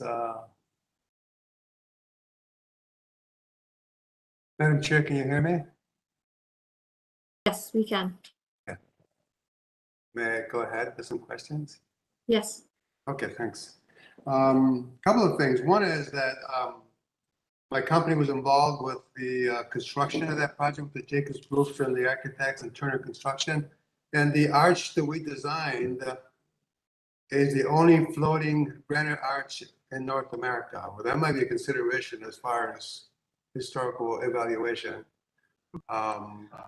So the gallery is listed as part of the tower, so it is considered a historic structure. Right. There's also some interesting features, the way the Galleria is attached to the building with the underground parking. And so it has an amazing architectural value, I think, that should help in having an historical evaluation. That's all. Thank you. Yep. Yeah, and Thank you, we're planning Giancarlo. on maintaining, there are 450 parking spaces below grade under the Galleria. So those will be maintained. You know, we think that's a, you know, key attribute for the tower itself, along with the gallery and the surrounding businesses. Just for curiosity, what phase would the Galleria renovation be? So that's really looked at as phase two. We're looking at a whole host of things, but you know, one of the concepts is, you know, with the W brand, you know, it's a very, you know, there's very meticulous ideas about how we should be handling this, and you know, it's considered as a extension of the brand. So we're going to have food and entertainment options within the Galleria. We're still in the initial phases of planning the Galleria, but it's going to encompass the entire gallery itself. I'm not sure if anybody's been in the Galleria lately, but you know, it's pretty desolate right now, to be honest. The largest tenant right now is the YMCA, which is kind of in the corner off of St. Clair. But it'll be part of phase two. Excellent. Thank you, Ms. Berardi. Ms. Bailey? Questions or comments? Yes.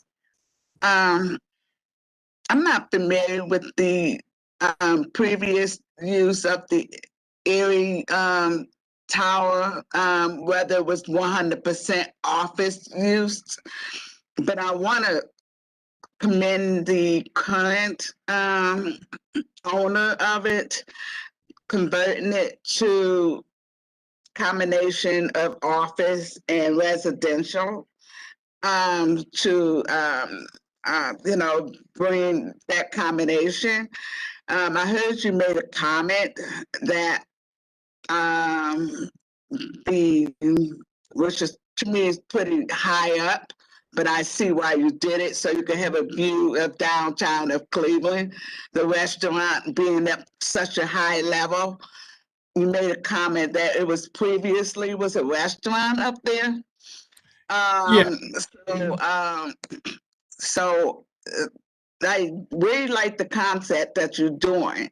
So now my question is, I'm assuming there's going to be a private access to that restaurant. What's the use of the gallery? I mean, I'm familiar, everyone on the commission know what the gallery what used to be.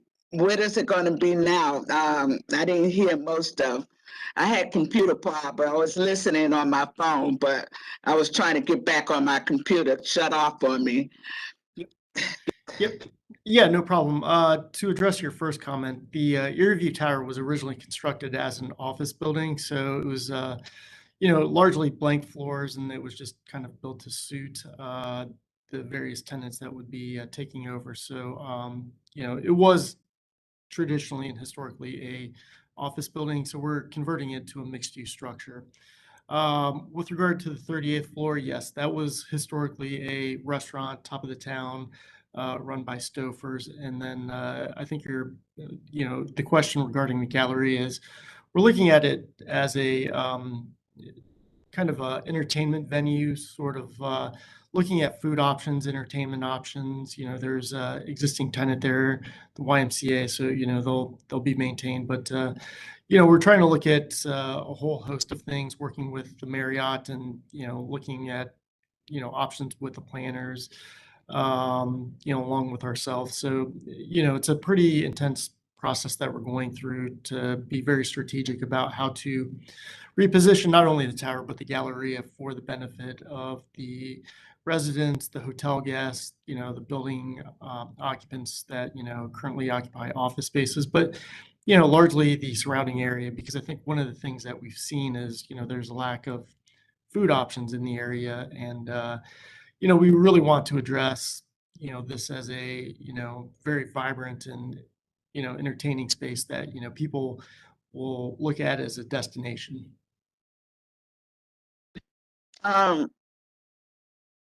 Not to tell you what to do, but one thing that was down in the Galleria, there were retail stores there as well as food court there too. So, that was a nice place to draw visitors down into the gallery as well. So I really like your idea of the misuse in this area tower. So thank you for the information. Thank you. Thank you, Ms. Bailey. Are there questions or comments from the commission?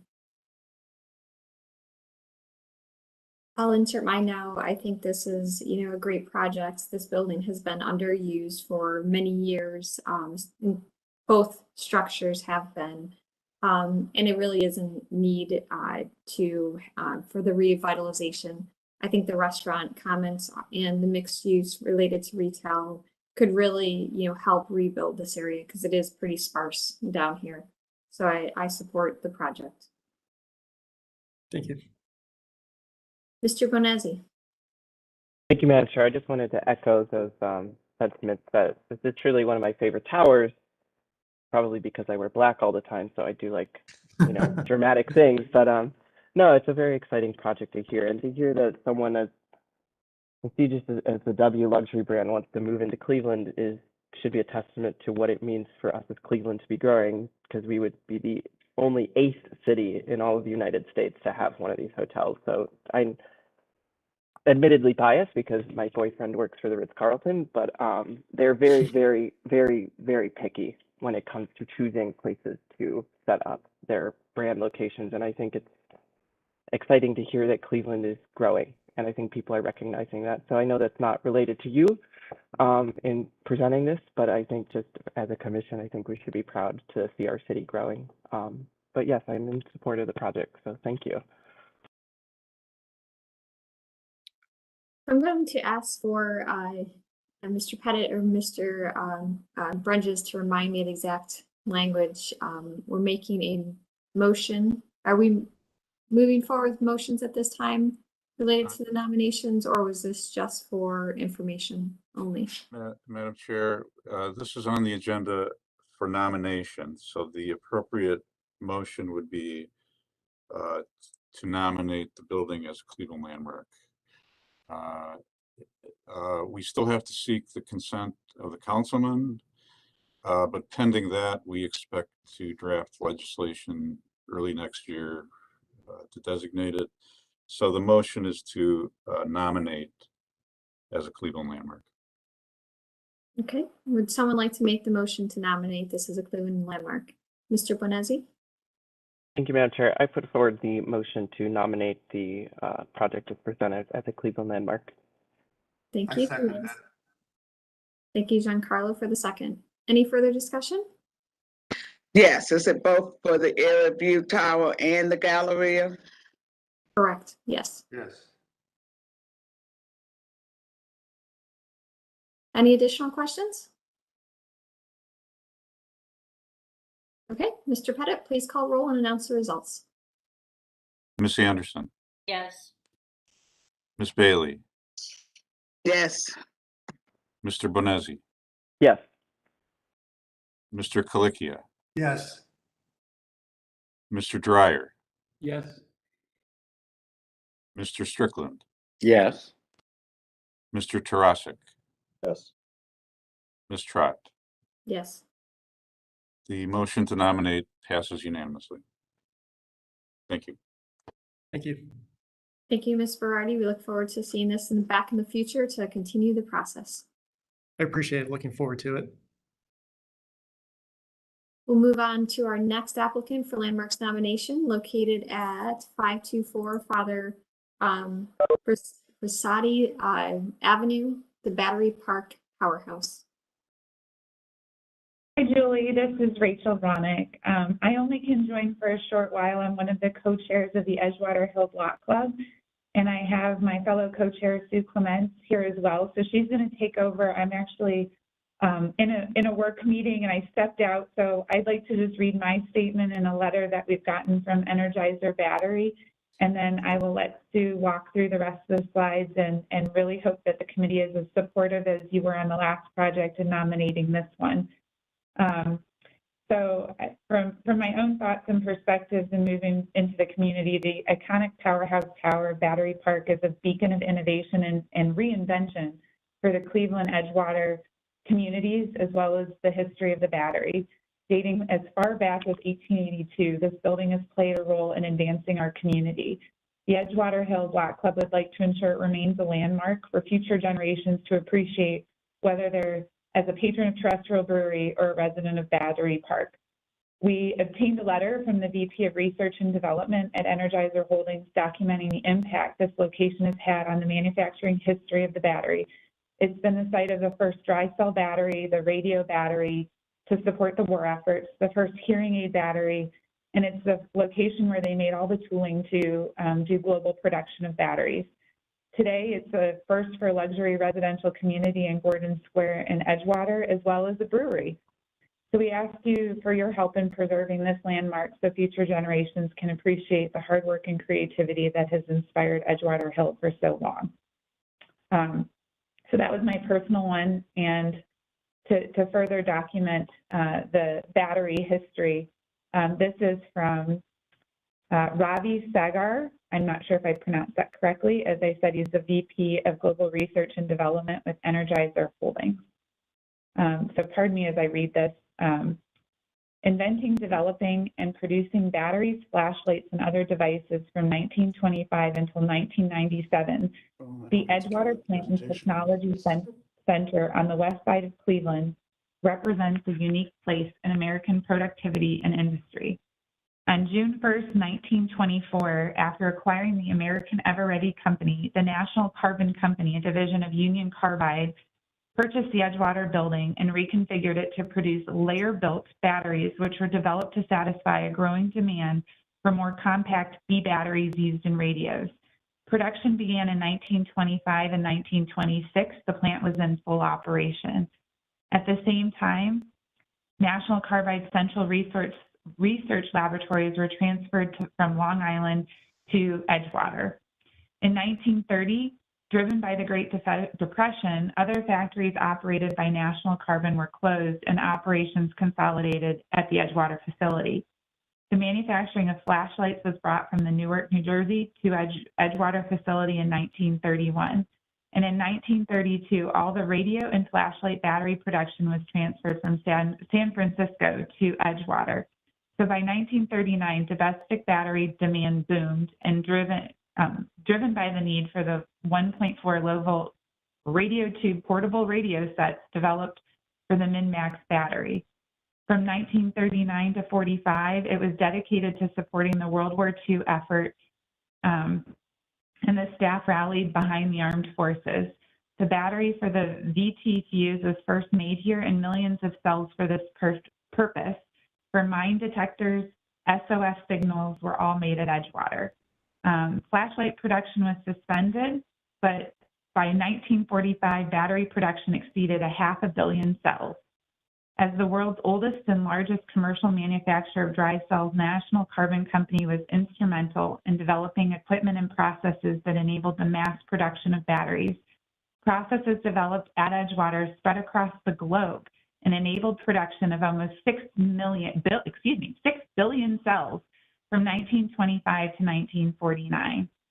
In addition, several breakthrough technologies were the home of these inventions. The first depolarized hearing aid battery in 1947, the first rectangular 9-volt carbon zinc battery in 1956, and the first cylindrical alkaline manganese dioxide battery in 1958, among many other inventions. At its peak, this plant employed more than 3,500 workers and contained more than 450,000 square feet of workspace, where more than 150 different battery types have been produced. The closing of the production was announced in 1977, but it continued operations through 1997. Since that time, the division of Union Carbide is a part of Energizer Holdings, and the heritage of the innovation and invention continues at their global research development headquarters now in Westlake, Ohio, not far from the former Edgewater plant. So the Energizer Corporation helped us in documenting all of that. And I apologize for my speed reading as I have to rush to my other meeting. But I hope that the rest of the slides and Sue's commentary help show that it's been a treasure of a landmark, and I'd like to make sure it stays in that Cleveland skyline for a long time to come. Thank you. Thank you for that comment. And we did receive the letter. I didn't want to try to, cut you off in the middle, but we do have it. So thank you for that review. But we look forward to, hearing from your colleague now about the building in addition to what you just read.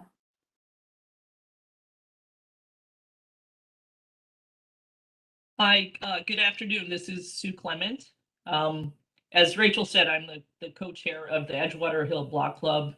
And so much of the history that is now up on the presentation, I think, was covered in the letter.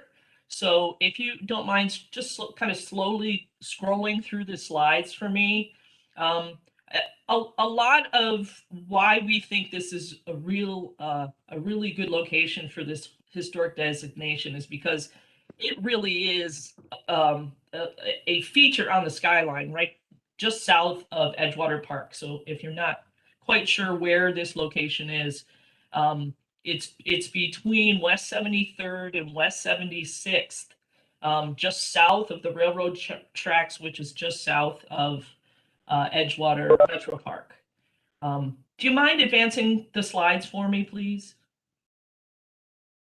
Madam Chair, this is actually staff's presentation, Ms. Clement, and I appreciate your input here, but sure, we're going to be the ones to do this presentation. Oh, understood. No, I will step back. I thank you for your enthusiasm. Yeah, absolutely. There's a lot of hours that went into the researching of this, so yes, absolutely. I have additional information beyond what's here on All right, the presentation. Great. Sorry about that, and thank you. Okay. That's okay. Thank you, Mr. Brunges. Please continue. So this starts off earlier than what we have. It starts with the Standard Tool Company, which was established in 1882, and it's right down the street from City Hall here at 6th and Rockwell. They expanded and created a new factory out on Central Avenue near the railroad tracks, which was constructed in 1889. During the 1890s, they developed a new electric welding standard, which allowed for more seamless tubing, which was used for bicycles and all sorts of different parts. They made twist drills, sockets, reamers, other special tools and machinery through their period. And then during this time period with that electric welding, which was a new technology, they were actually issued they came up with this and they applied for a patent and created the Standard Welding Company out of that company. So they would have their own division and company. So they received that patent for the forming the steel for the pipes and the bicycle frames. And this is the earliest commercial electric resistance welded steel pipe product in, I believe, the world. And by 1902, they were the only company producing seamless steel rims for automobiles. And it's important because Cleveland at this time, at the beginning of the 20th century, was actually the center of the auto industry before Detroit. And even though they had before it became Motor City, there were so many different car companies here.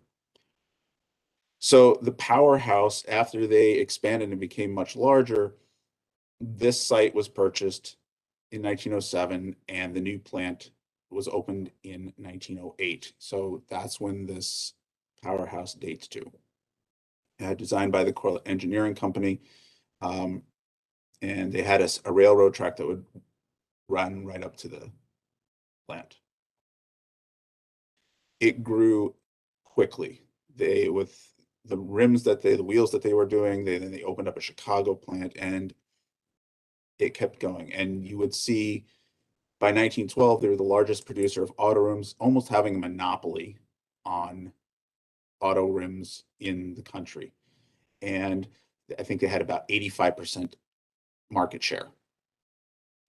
And you can see the Cleveland companies that are here, the White, Peerless, Winton, Stearns, Baker.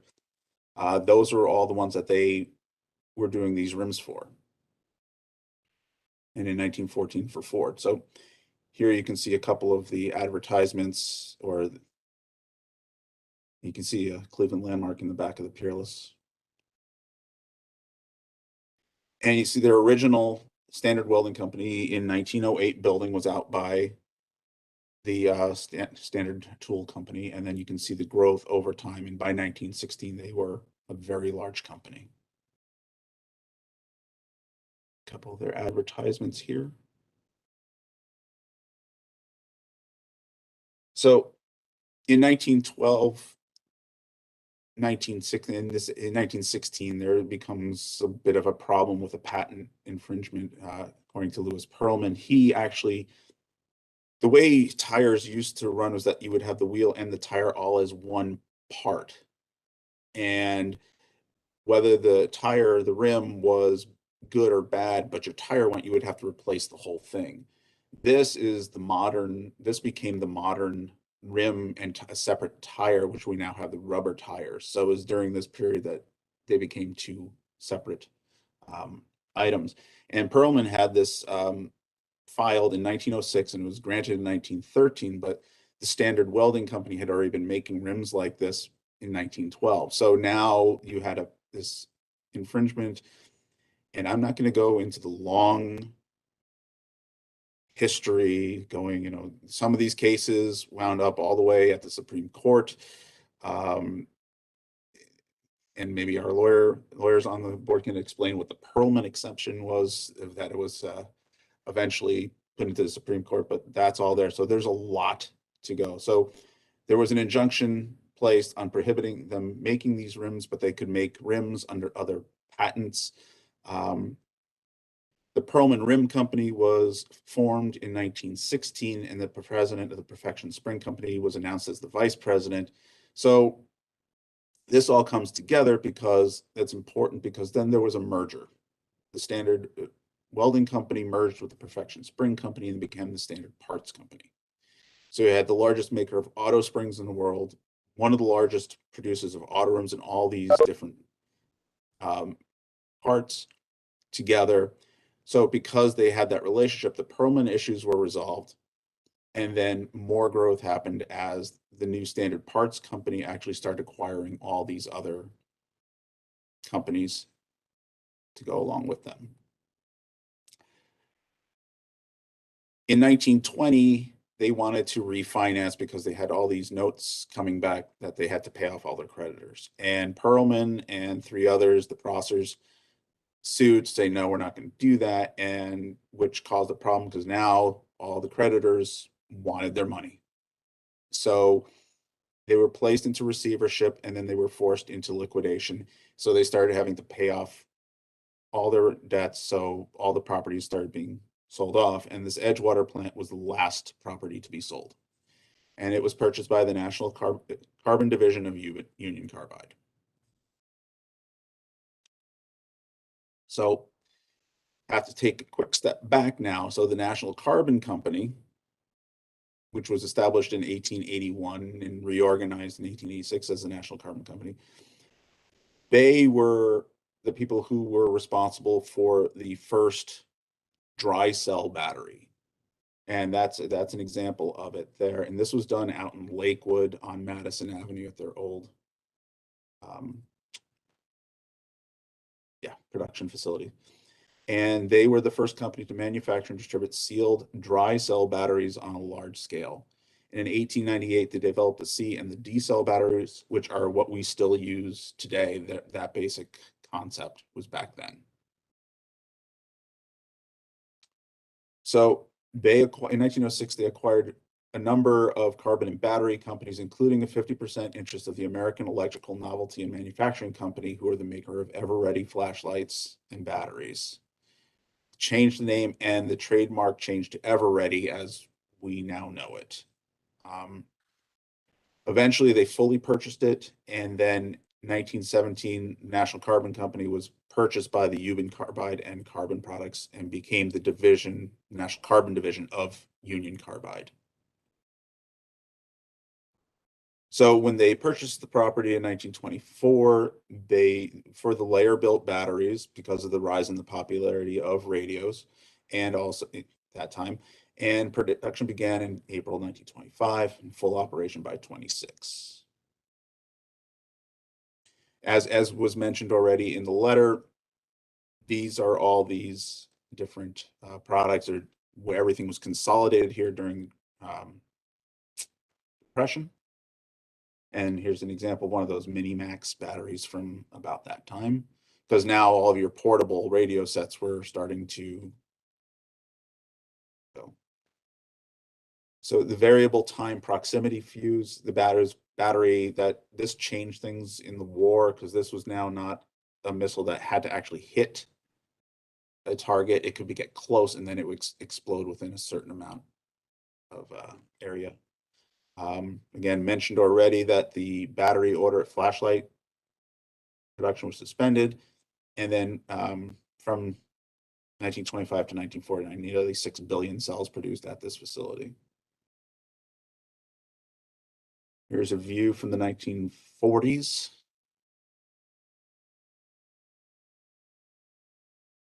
And then the layout there eventually would become about 20 buildings on the site. Again, some of the inventions that were mentioned included the Ever-Ready alkaline battery there, that which you can knock off Robert Conrad's shoulder there if you dare. That actually had a couple of different names, but then it was finally rebranded on March 1st, 1980 as the Energizer battery. Let's see. So as mentioned, 1977, production at the plant ended. 1986, the Ever-Ready Battery Company was sold to Ralston Purina for $1.4 billion. In 1997, the operation ceased. And you can see it here.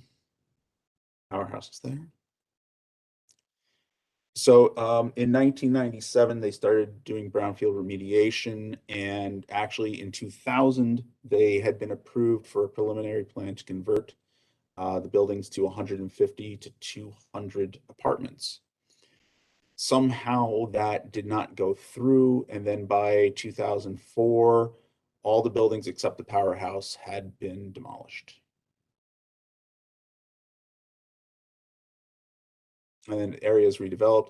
Currently, it is a Terrestrial Brewing Company, which opened in 2017. And you can see from these, they've proposed some plans for expansion. They're going to be taking over the restaurant next door as well. So in the elevated deck. And then some current conditions. View from Edgewater Park.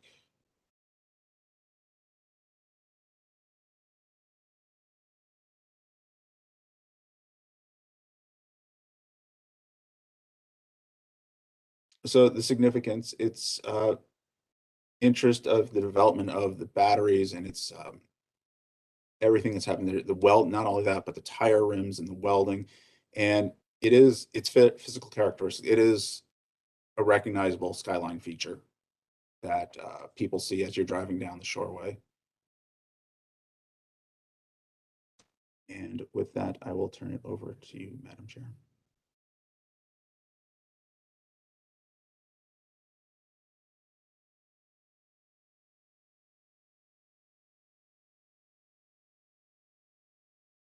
You're muted.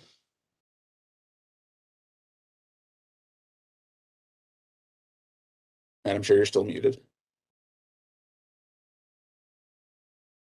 Thank you. It said thank you for the presentation and the thorough. Amazing to see what it what it used to be just not too long ago.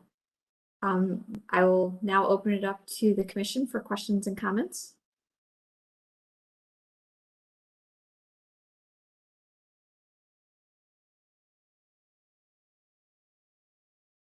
Ms. Bailey? What's the use inside of the powerhouse now? Terrestrial brewing, a brewery is on one side. It had been vacant for a while, and they just recently gave plans to open up a new restaurant in the vacant side that would support also the brewery.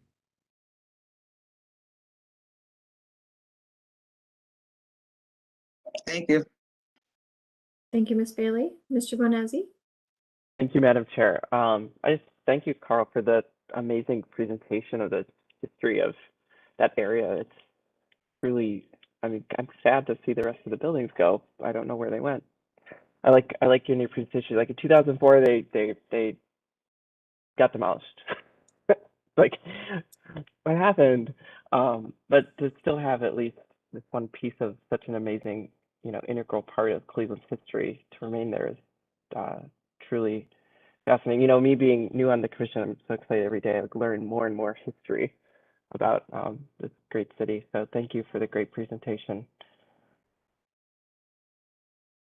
Thank you, Mr. Bonazzi. Mr. Pettit? Just a note that we have a letter of support for the nomination from Council Member Jenny Spencer, and assuming that we approve it today, the legislation will be prepared early next year. Okay, thank you for that addition. Ms. Anderson? Regarding the demolition, I used to live in the neighborhood, and my recollection is the buildings were demolished because of environmental concerns, and the site, had to undergo an extensive remediation for those environmental issues. So that's what I know, and I will also want to thank Carl for the extensive research he did. This was a very interesting presentation. Thank you, Ms. Anderson. Mr. Strickland? Thank you, Madam Chair. Again, Carl, it's fascinating to learn about the entire history of the site. But I wanted to know if anyone knows who the actual owner of the structure is now, whether the brewery owns the structure or they just are a leaseholder, and if the owner is in support of the designation. I believe Maroos Brothers is the owner, and they have not yet been contacted. That will be part of our process after the nomination.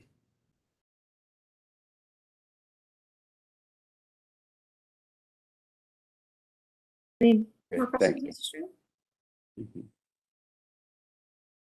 Okay. Ms.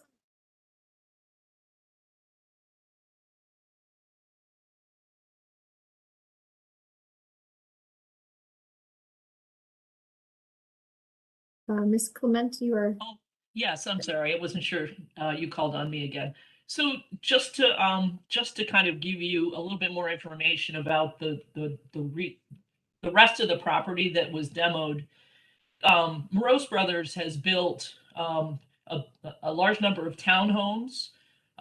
It's part of it's called Battery Park, the neighborhood. It's the northern part of the greater Edgewater Hill neighborhood. So there are townhomes. There's the Battery Park Lofts building. It's actually in the center of the picture.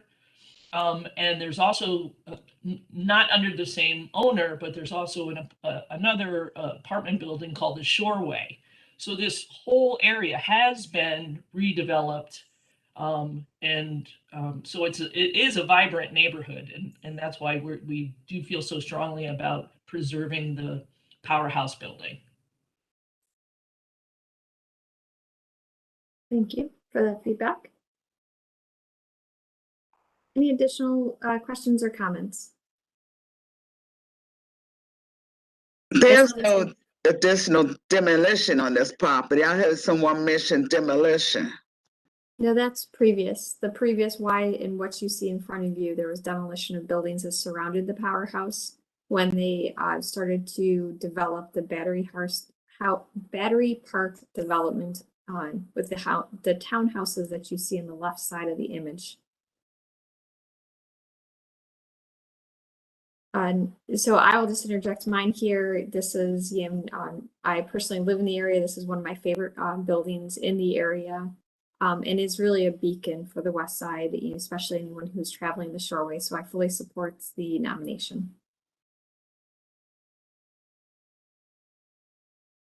Any additional questions or comments, or would someone like to make a motion for nomination of this building?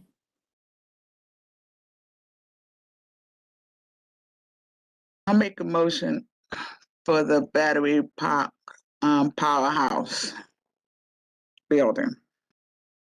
For the nomination as a landmark? As a landmark. So we have a motion for nomination for a landmark, the Battery Park Powerhouse. Do we have a second? I'll second the motion to nominate the Battery Park Powerhouse as a landmark. Thank you, Ms. Anderson, for the second. Any further discussion? Is it just the building itself, or is it the premise? You know, the property along with the building. We designate the parcel. Whatever the existing parcel is, we will put that in the legislation. Any further discussion? The rest of the area has been redeveloped into Battery Park. Correct. Any further questions or comments? All right, Mr. Pettit, please call roll and announce the results. Ms. Anderson, Yes. Ms. Bailey, Yes. Mr. Bonezzi, Yes. Mr. Colicchia, Yes. Mr. Dryer, Yes. Mr. Strickland, Yes. Mr. Tarasik,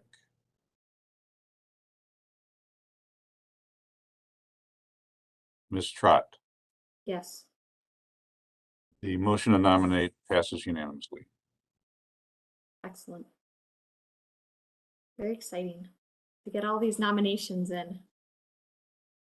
That's excellent. So that concludes our nomination, landmark nominations, administrative reports. Do we have any today? Just a reminder for those who can make it, we have a site visit scheduled for Tuesday at 1:30 to the house at 1970 East 123rd Street. We'll be seeing that demolition next year. We'll be seeing a lot of things next year. Our December 23rd meeting is canceled. Just want to thank you all for a great year and helping us through a very challenging year. And I hope to see you all next year. Excellent. You're Thank welcome, you, Mr. Don. Good. And thank you, Carl and Don, for all of your hard work to keep us and get us even more organized for these meetings and keeping things flowing, and especially some of the comments in the chats to keep us moving along. So your work has not gone unnoticed. You work your butts off for every meeting. So thank you for everything you do. Thank you all. Thanks, Don. Thanks, Carl. Happy holidays. All right. I hope Happy holidays. Happy holidays. Happy New Year. And we'll see everyone in the new year. Don, what's the date of our next meeting, or Carl? What's the, It's when do we reconvene? January 13th. Okay. All right, everybody mark your Happy calendars. holidays. See you next year. See you then. Take care. Happy holidays. Happy Bye-bye. holidays. Hi, everyone. Bye-bye.